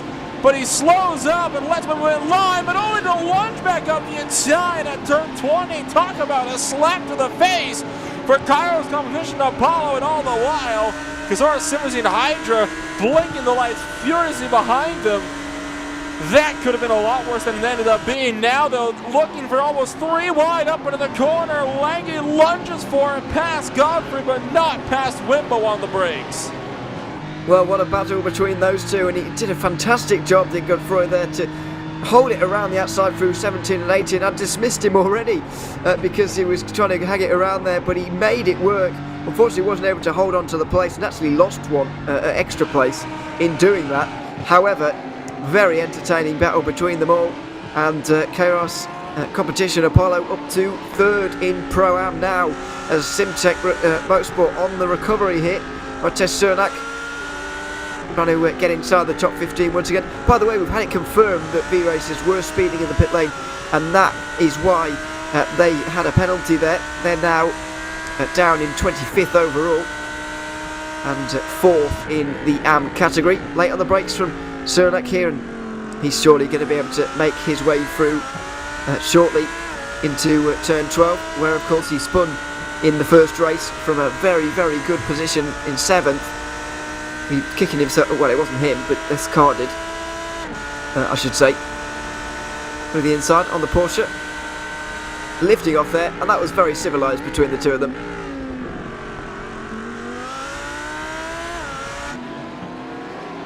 Well, that was a pretty rough scrap then for a lot of the drivers so far within this little top 10 battle, and you can still see more fights looking to pick on up deeper in the field. You're looking at the likes of Fabian Mayer in one of the Medici Lamborghinis, just looking on at Joka Tainio for Rusty Spatulas in his Porsche 911 GT3 Cup car, with Sherhanok for Simtime Motorsports just up the road from all of them. That's the fight for 16th, 17th, and 18th so far on the racetrack. Check me on that one. 15th, 16th, and 17th on the track. A little bit further up the road, you've also got the scrap for 11th and 12th place. Alexander Godfrey, VEC Sim Racing, along with CJ Nebelsek's team RSO Machine. Oh, and Nebelsek gets punted into the corner. But Godfrey is going to, I think, allow Nebelsek to hold on to that one, as you had just looked up for a brief moment up towards the out for 9th, 8th, and 10th, which just swapped hands into turn 1 as well. Looking back at this hit right there, deep on the brakes, and Alexander Godfrey now not having a pleasant time at all. Yeah, absolutely. We've seen a little bit of that starting to creep in, actually, throughout this race. People following other cars and then out-braking themselves and getting themselves into a lot of trouble into the back of somebody else. So, yeah, that's a weird one, but there we are. That's unfortunate for, well, I should say that at least everybody's managed to continue on without major problems. This is Sam Mee of Eclipse Racing Team, still inside the overall top 10 and might well keep that position as well. Still 18 minutes to go, and it doesn't really matter if he does or not, but it would be nice to see. He's had the Keros Competition Apollo car go through in the last couple of moments, and second place for Emo Ringbo. He's been very impressive today as Ringbo, but can he close that over 15-second margin with just under 18 minutes to go is the big question here. It might just be a bridge too far, even for him.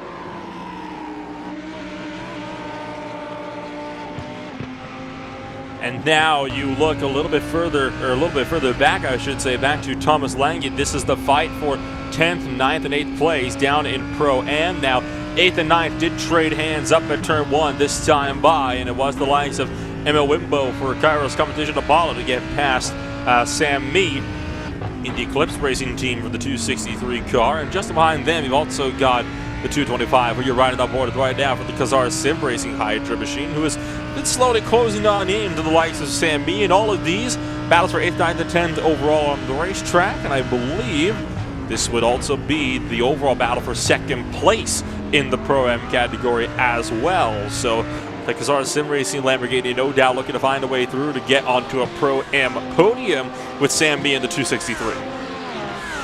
Yes, should be a good fight, actually. These two were very well locked together, I would say, throughout the first race, and it may well continue on in that way. Quarter of an hour to go in still now in this race. Not many laps though. It's a long lap around here, let's not forget. And so if you count each lap as 2 opportunities into turn 1 and turn 12, I know there are more than that, I suppose, but if you only count 2, then you've only got 16 or so chances. Which sounds like a lot, but they do tend to tick off quite quickly, really.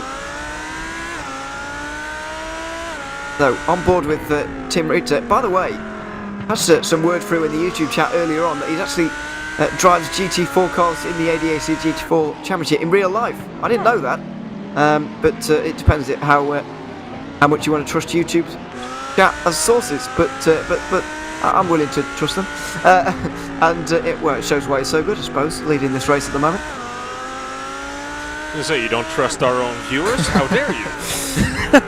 As you know, they always tell the truth. But yes, I mean, the fact that you get these real-world racers that come into these races, their experience can definitely kind of tick over as well, and I think that is why we're seeing that driver in particular having some really, really good experience.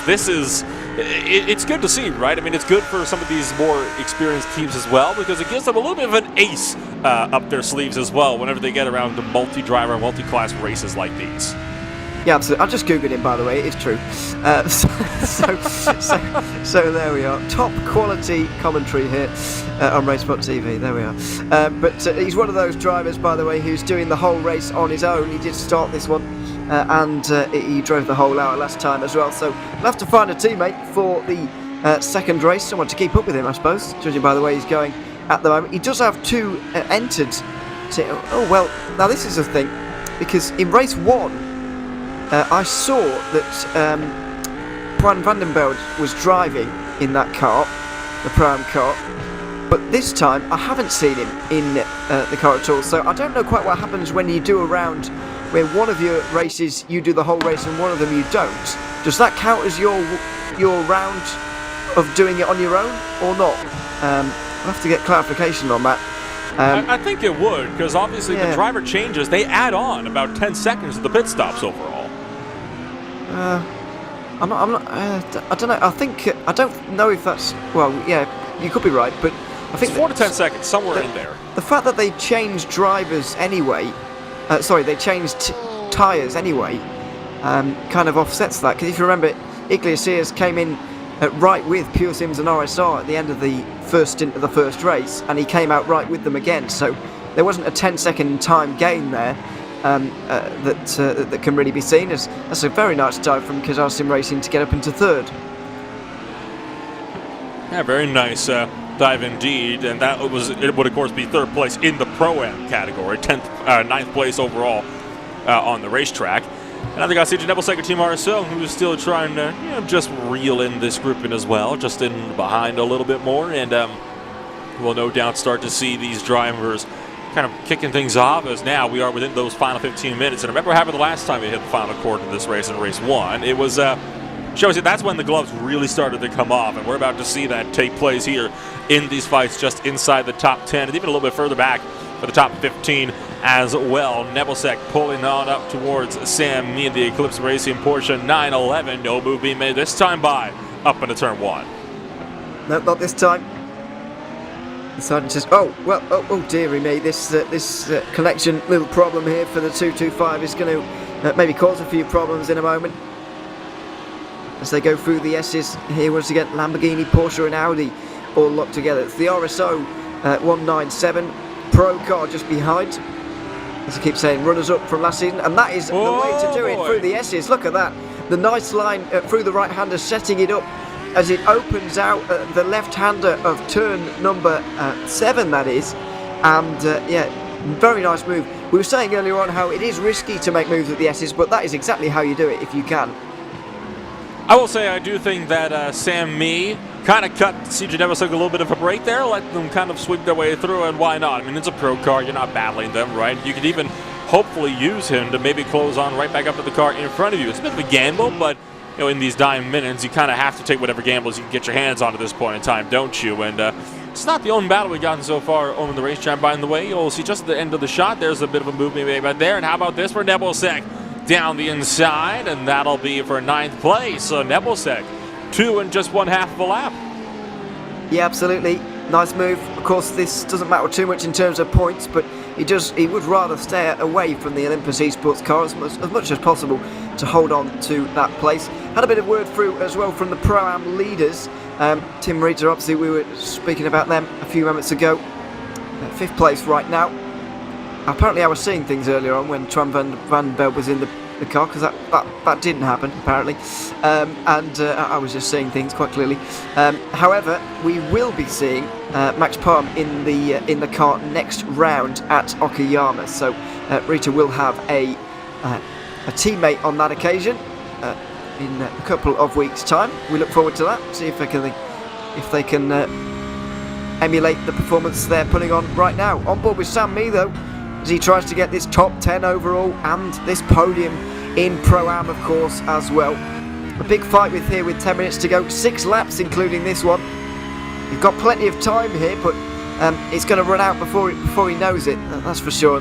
The Porsche, in my experience anyway, hasn't got the fantastic straight line speed to make this very easy, so he is going to have to work hard for this podium.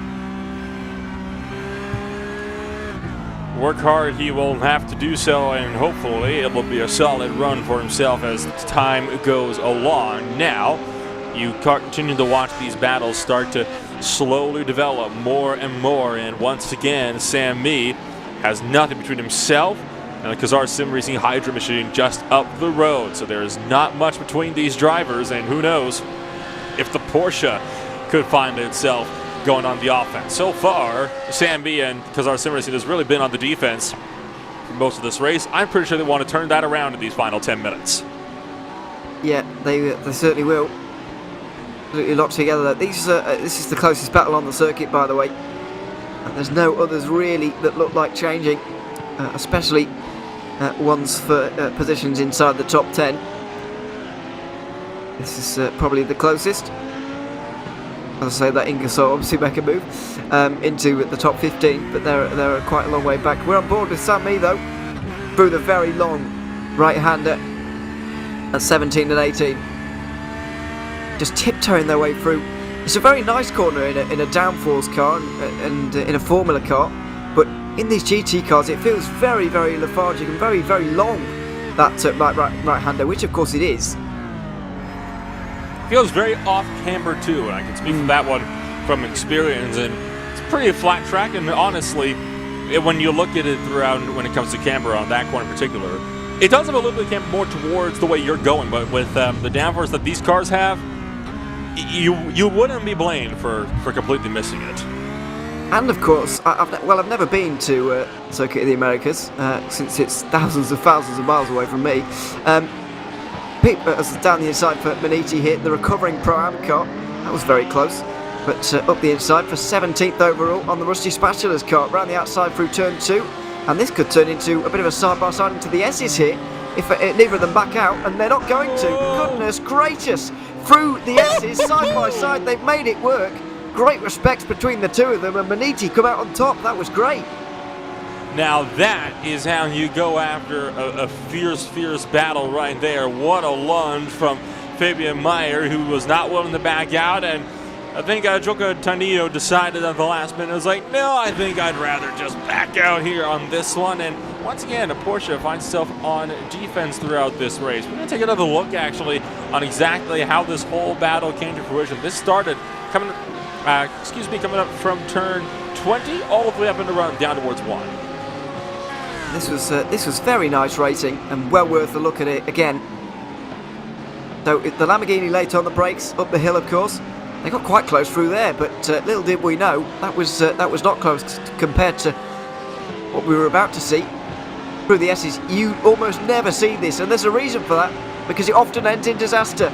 But these two had the respect between the two of them to make it work, and that is the first time in a very long time I've actually seen that work, and I'm very glad that it didn't end in complete disaster for the both of them, because it very easily could have done. And yeah, thankfully that battle is able to end nicely as we go up to the battle for third overall. I wasn't expecting this to heat up, but it has done. Pure Sims, 5-star Motorsport RSR, and even the Pro-Am leaders Tim Rita right now. This is very much unexpected, but with 4 laps to go, we could see a change on the podium. We very much could, and you got a lot of drivers all under a blanket. 3rd, 4th, 5th, and 6th, and the likes of Sean Campbell is in the mix of this as well in his Mercedes-AMG GT3. He has been slowly nursing that car with damage up to this point. Tim Ryder is in the thick of things as well for the easy clap by TR Motorsports 235. She just in behind, but he's starting to slip a little bit further back. Daniel Ferguson trying to pull away. Marlon Duske for 5-star Motorsports in 105 is under fire now. Down the back straightaway from turn 11 down 412. Will there be a look and a lunge potentially into the braking zone? And doesn't look there will be. Sean Campbell still playing the patient game with just over 5 minutes to go. He is indeed. Let's not forget this 5-star Motorsport car was on the podium not so long ago. They've lost it to Pure Sims, which who now have 2 cars on the podium. Very impressive from them. And RSR looking for that 4th place, of course. On board with Matt Loveridge right now. Olympus Esports trying to hold on to 7th in the pro order. Simtech trying to regain 7th that they spun out from in the very final moments of the first race. Oh goodness! Into turn 12 we go, 3 wide, and Ingersoll tried to get involved, and they have done in that 134. Oh, contact though between the 2 Audis, and they're able to carry on. Unfortunately, it could have ended in disaster very easily, but they all single file their way out again. The final minutes are upon us, and you can certainly tell because the aggression levels have just gone up. And that wasn't the only battle that got aggressive, too. I was looking a little bit further back towards Alexandre Godfrey and Fabian Meyer for the battle for 16th place between VC Sim Racing and Munich-based Motorsports. That was picking up as well, and they nearly made contact at turn 12. You got all these battles picking up everywhere you look. You got 3rd, you got 13th, you've got 16th. There's going to be a lunge up in at the turn number 20. Fabian Meyer down the inside in the last corner. Godfrey can't defend. He's got to try to get the draft to run all the way down the front straightaway. Tarnio is looking to get a run of the Rusty Spatula's machine as well. This is starting to all get a little bit hairy. Medici defends. VC Sim Racing to the right-hand side. They almost make contact. They do make contact into the braking zone up into turn number 1. Godfrey swings out wide and Mayer holds on to the position. Wow, this is fantastic stuff for Pro-Am places in the 16th place. And there we are. T3 Motorsport by Medici through into that 16th place. VC Sim Racing just behind. And there you are. Great fighting, by the way. 3 laps, including this one, to go in this battle. World of Sim Racing team in the AM lead just don't really want a part of this, to be quite honest, because it is very dangerous and they don't really want to get spun out or anything or get into contact. Meanwhile, further up, RSL by D Performance have got up into 4th place. It's an absolute charge from Sean Campbell, and he's through on 5-Star Motorsport into 4th place. Disappointing for the 105 car to lose the podium and 4th place in the very final minutes of this race. He made that very aggressive lunge at the last possible second up into turn number 12 and just barely managed to make that one stick. And we'll now see if the RSR machine can potentially reel in the 3rd place driver before this race is finished. An estimated 2 laps to go now on the clock with just under 3 minutes to go. This will be 2 to go now this time by. A flash of the headlights from the Lamborghini as RSR starts to reel in Pure Sims once again. Does he have what it takes to put that car back on the podium? Well, he's giving it a very good go. Pure Sims, of course, trying to get 2 cars onto the podium here for the first time in the 2021-22 season. I don't recall any team actually getting 2 cars on the podium at once, although I might just be forgetting. I bet RSR have done it at some point, actually, to be fair, but so that's a bit of a floating fact, if you like. But there we are. 5-Star Motorsport just watching on from behind, and the Pro-Am leaders, of course. Tim Rater doesn't want to get involved in this at all, because it can end in disaster, much in the same way would Sim Racing in the AM lead don't want to get involved in just in front of them. That Lamborghini doesn't want to be involved in this either. Down through turn 11, the great exit from Sean Campbell, and he might well have a chance on the penultimate lap to take that 3rd place away from Pure Sims Esports. On board with him, there's an opening here on the left hand side, although it's slammed shut by Pure Sims. Does he go to the left or the right? He doesn't know. Right hand side it's going to be. Late on the brakes. Can he do it? He's got the inside for 13 if he can hold it there, and he has done. Here we go. This is where the battle gets interesting. He dives into the apex and he claims the place, but the cutback from Pure Sims is on. Into 16 is the dive on. He's got to look to the inside, but Campbell was waiting for it, and he's into 3rd place. Great attacking driving on the outside line there first of all, and then great defensive driving into 16 as well. A phenomenal run there from Sean Campbell sees him retake the 3rd position, and none too soon as we take the white flag in this race. Final lap left to go here from the Circuit of the Americas in the opening round of the HyperX GT Sprint Series. What a phenomenal run for everybody so far in this field to be able to put on such a beautiful show. And who knows what is left in the seasons coming forward. Well, it's going to be one cracker of a season if this is anything to go by from tonight's race. Absolutely it is. Especially the first race, I have to say, was enthralling in the first half, and this one in the second half has been very good as well. Got a little bit single file in the middle, but it's heating up again. Oh, big hit on the curb from Campbell there through the S section. Pure Sims have a chance to win that 3rd place back with Daniel Ferguson here.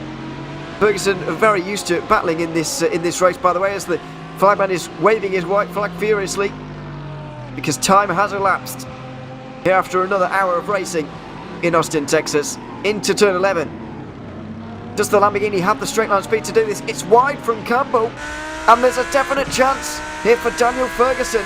Tim Richards going to watch the pro cars battle it out between themselves in front, I feel. But that Lamborghini, does it have the straight line speed to really get on terms? Not really. He's gaining all the time, but is the straight quite long enough? He's going to have to be in a monumental dive. And, it's too late on the brakes and he goes wide.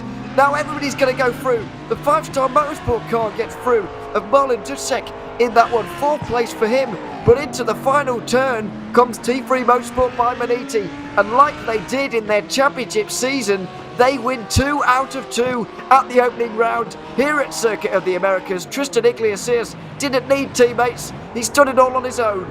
And he's won both races ahead of Pure Sims Esports both times. Ross McFarlane in that McLaren brings that car home for another great haul of points for him. Sean Campbell holds off the late charge from the other Pure Sims car of Daniel Ferguson to come home on the podium. And great opportunistic driving from Marlon Dusek in the 5-star motorsport Lamborghini to get that 4th place. In 6th, it's Tim Rita in the Pure Pro-Am car that wins here at Circuit of the Americas ahead of Imo Wingbo, who wasn't really able to make many inroads at all into that 2.35 in the end. Keros Competition, though, recovering very well from the very back of the grid in this race to finish 8th in this one ahead of Team RSO. And a little bit further down, World of Sim Racing in the AM class are going to take a race victory after V-Race has spent in the pit lane. That was the crucial moment of the race because our Sim Racing over 3 seconds back, and so it's going to be Ruben Escria Ralui who's going to take this car over the line, and World of Sim Racing are going to get their season off to a winning start as they try and go one better in the AM category in the winter season. Another great race, a very good finish actually to that race, Nolan, especially in that battle for 3rd. Late drama, Daniel Ferguson will be kicking himself.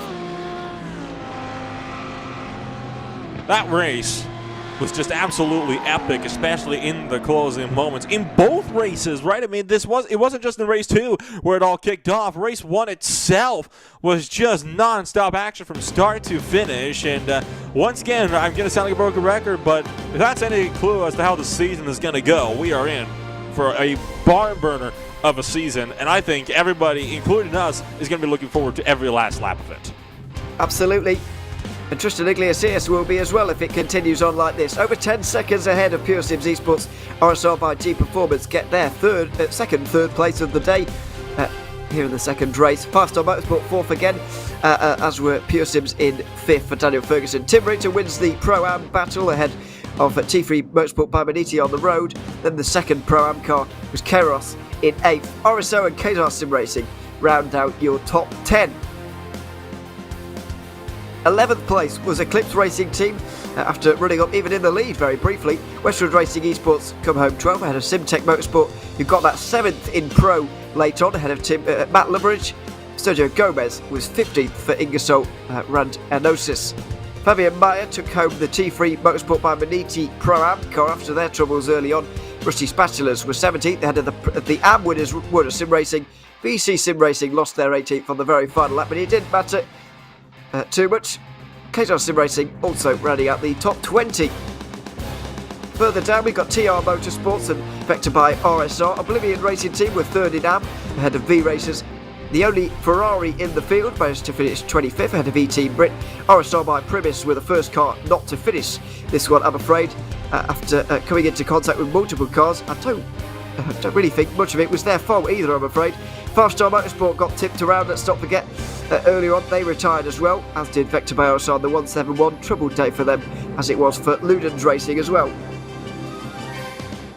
Finally, Ingersoll and XBD Emil Racing rounding out your 32 cars that were in the order and competed, at least in that race.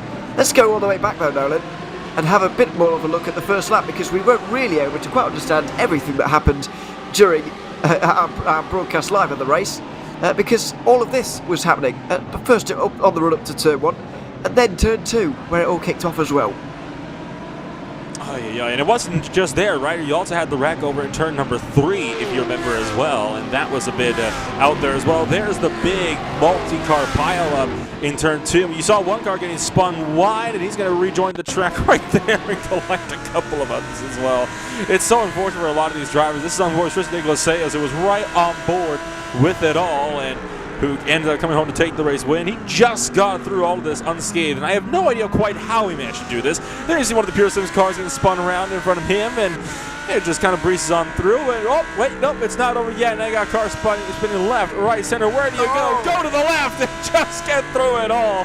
That is going to be definitely something that he can thank his lucky stars for, that he was paid attention. Yeah, absolutely. It was a very strange start, the way they fanned out so quickly. Some drivers almost certainly will have jumped the start there, and some just completely missed it, you would imagine. Here is the Pure Sims car that ended up at 5th in that race, got tipped around slightly at turn 1. This is all through turn 2. Well, that bridge is going to be in the way. who put that there? There we are. Yeah, there you're right. I didn't even spot that when we were live. The Audi on the left-hand side there. And there was a Lamborghini that went off at 3 as well. So, yeah, goodness me. Was a very, very chaotic opening to this race. Let's have a chat then to some of the drivers afterwards, after this race. It doesn't look like we've got any of the class winners yet, so we will start to bring in some others. First of all, RSR, that had a decent time of things in this one. Marius Valikas of RSR joins us now. Welcome, Marius. It's good to have you here. 2 third places in the Pro Class for your 169 car. A very decent opening to this race, would you? Or excuse me, very decent opening to this season, would you say? After all of this, yeah. Thank you guys for having me here, and thank you for commentating on everything. Yeah, decent P3s in both races. I think there was a little bit more on the line there. Room to improve, which is always nice, and yeah, really good racing all around. Absolutely. I mean, your 167 car unfortunately didn't have such a good day. You tipped around by Maniti in the first race. You know, what's the kind of feeling in that side of the team after all of this? You know, a lot of the incidents, at least from what we saw, didn't seem to be particularly your fault. Yeah, we would agree with that. You know, it's nice having race control here to look at those kind of things. So, you know, we trust them for doing all their work and respect all the work they do. So, yeah, could have gone a little bit better for the 167 car, but yeah, it just happens sometimes. That's racing for you. It certainly does. I mean, we've got a very interesting season lined up in front of us at the moment. How are your drivers feeling going into it? There's a whole load of interesting circuits on it. Are they? What are they looking forward to? Are they going into this one? Yeah, we're looking very confident. We obviously went with a Mercedes choice, which was a little bit different from everybody else on the grid. So this was definitely a little bit of a learning curve, this first race for us, and it went really well. So we hope to keep building on that. And yeah, we think we can take it pretty far.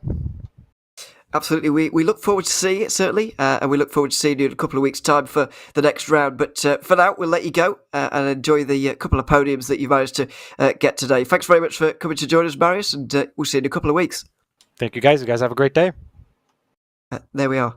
Marius Valiakas of RSR, who has joined us there. Not driver, by the way, but representative from Team RSR. We've also got Ross McFarlane waiting, so we'll bring him in and have a bit of a chat with the man that came home second in the McLaren here today. Ross, welcome along. It's good to have you here. We'll start with the second race first, as confusing as that is.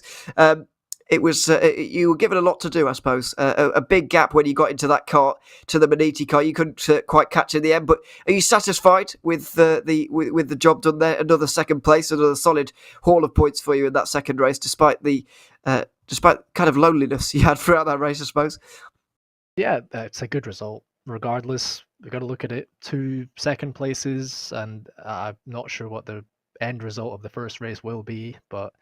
Yeah, the second race was a bit easy for me. I just had a little time trial session to myself. Tristan was just too quick in the first half of that race. I was able to match him pretty much lap for lap throughout most of the second stint. But like you say, just a little bit too far ahead, too strong today for us. And but we're happy to pick up second place in both races. Yeah, you briefly mentioned that first race there. We of course don't know quite the outcome of the result. I've heard early rumours that a penalty is likely, but obviously nothing is set in stone just yet. Still, another second place, and it was a fantastic fight, especially in your stint with the RSR car, and then even the Maniti car got involved as well. It was an enjoyable first stint for you driving, because it certainly was for us to watch. Enjoyable if you enjoy the fight. It's quite difficult to follow around COTA. Some of the sectors are just very technical, and when you've got a car like the Mercedes and a car like the McLaren following each other, they have strengths and weaknesses in different areas, so it can be really difficult to follow. Sean was really quick. I was able to get a couple runs if I saved up my tires for a few laps, but wasn't able to actually convert on anything, so it was good work from him. But then obviously we both got jumped in the pits by Tristan in the end. So first race was fun, if not frustrating, but yeah, good results overall. One final thing as well. We noticed, of course, you're the only McLaren in the order. What was your thinking behind picking that car? Well, it is a strong car when it has its day, but I think most of our thinking was just trying out something a bit different, something fun. We like a bit of pyrotechnics as well. It does suit that. And obviously we have another car in the Lamborghini, which is something we're a bit more familiar with. And hopefully, we'll see which team between us does better over the season. But yeah, we're just having a bit of fun in the McLaren, testing it out, seeing how strong it is, and we hope that we do pretty well with it. Yeah, absolutely. It's great to see a McLaren on the grid here this season. So we thank you very much for that. But no, congratulations on a couple of second places today, Ross, and thanks very much for coming to talk to us. Cheers. There we are. Ross McFarlane from Pure Sims Esports. A couple of second places for them today. We do have a class winner final. I think maybe one final interview, maybe one more after this. But one driver we'll have to bring in is Tim Rater here of the 235 team. Easy clap by TR Motorsports. A victory for you in the end there, Tim. Driving on your own today, of course, but you're able to take the victory here in race 2. You must be very pleased with your... that he's just sorting himself out at the moment, I think. I don't know if you can... Tim, can you hear us at the moment? Maybe not. We can't hear him at this stage. Maybe I've jumped the gun here a bit. He's not been in the waiting room for very long. So that's not gone well. Great. Maybe you can... I don't know. Some issue clearly being had there. We'll talk to another driver in the meantime. Emma Wingbo now joining us from Kairos after driving the second half of the second race. Well, I'll start with the first race, though, Emil, because it didn't go great for you, but we didn't quite see what happened. You started at the back of the field. We did note that after such a strong, or seeing that you had strong pace, but you started at the back. So how was race 1 for you, and how did it unravel for you, unfortunately, in the end? Yeah, I off-tracked both qualifying laps in the last sector, which was unfortunate. So started at the back, and then... I don't think many people exactly knew how the start procedure worked. So it was like 7 cars ahead of me on the right lane that just didn't go when on the start signal. So I hesitated a little bit, and I think if I'd gone immediately, I would have been fine. But I hesitated, and that gave the car in front of me enough time to go the same way as me, and I drove into him a little bit. He seemed fine, but we had a mid-ball with a broken front left, so... 2 laps down for the entire race, and decent pace, but no result to speak of. Exactly, yeah, that's what I was going to say. You had a very good pace throughout the second race and managed to get second in Pro-Am. What are your targets for the season, though, overall? We've obviously seen very good pace from you, but what is the aim? I mean, if we can keep this pace for the rest of the season, then I think anything other than a top 3 finish in the overall is maybe a bit disappointing. Of course, if you get taken out every race and there's nothing you can do, then that happens. But if we can keep it clean and run our own race for most of the time, I think we should be able to finish quite strongly in Pro-Am. Yeah, absolutely. It'll be certainly good to see for you guys. So thanks very much for coming to join us, Emil. Good second place from you in the second race here today. Congratulations on that. We'll let you go now and see you in a couple of weeks' time. Yeah, see ya. Goodbye. There we are, Emil Wingbo of the 236 team. I think we'll do one more here, Nolan. And if you wouldn't mind going for it as well, because it is our overall race winner from both of the races so far. If he can talk to us, I think he will be able to. Of course, Tristan Iglesias, so I'll bring him in now. And of course, Tristan Iglesias joining us up in the booth. And well, Tristan, it couldn't have gone any better for you in the Munich car out there, winning both races tonight. What a way to kick off the season for you. I gotta say, I'm imagining you're quite happy with how this race has gone for you. Yeah, absolutely. Hello? Oh, yeah. I didn't know if my mic was working, sorry. Yeah, absolutely. Especially the second race, got really lucky with all the madness around us, and yeah, managed to gain like 15 positions there on the first lap, which was kind of surprising. But yeah, from there we just had a strong pace and managed to kind of run away, I guess. Well, it wasn't quite so simple, I'd imagine, when it came to race number 2. You were kind of getting a face full of about every piece of carnage that possibly could have happened in those opening 5 corners. Why don't you talk us through your thoughts as you saw one after one cars spinning off the road right in front of you?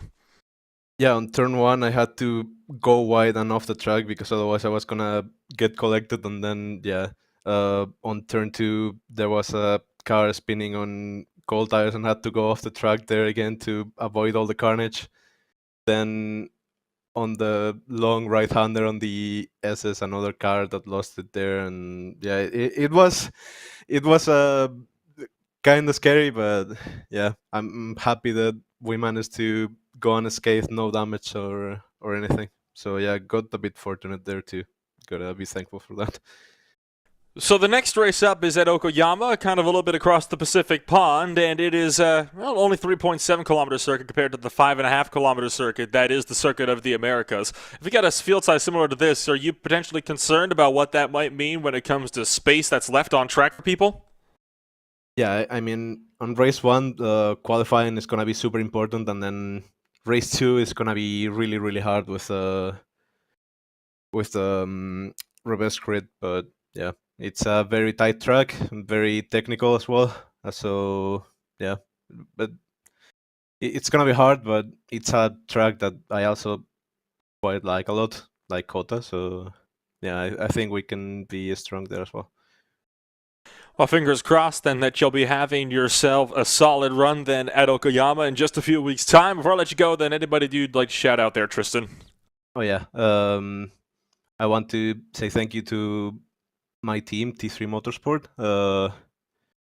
As you saw recently, we merged Manity with T3, and it's been a very exciting past few weeks, and I'm really looking forward to what's to come in 2022. And I also want to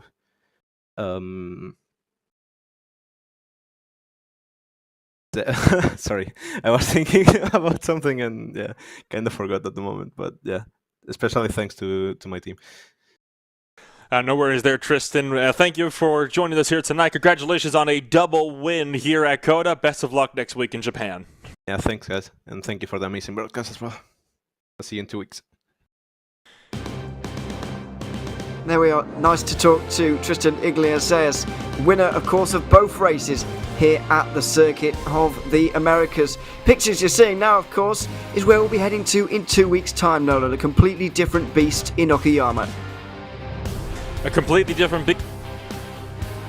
A little bit of a beast, a bit of an understatement there on that one, Ewan. It is, of course, a much tighter track. It's got a lot of elevation change, but it's also got some tighter hairpins, but the straights not nearly as long as what we see at COTA. And like Tristan was saying, it is going to be a track where qualifying is going to be crucial, and just staying out of trouble is going to be the key in race 2. It absolutely is. Make sure you join us on the 6th of March, 2 weeks' time, same place, for the Okayama round of the IVRA HyperX GT Sprint Series. This has been the broadcast from Circuit of the Americas, though I've been Ewan O'Leary alongside Nolan Rempel and Ryan Bowers being behind the cameras. For now, from all of us here at Racebot TV, it's goodbye.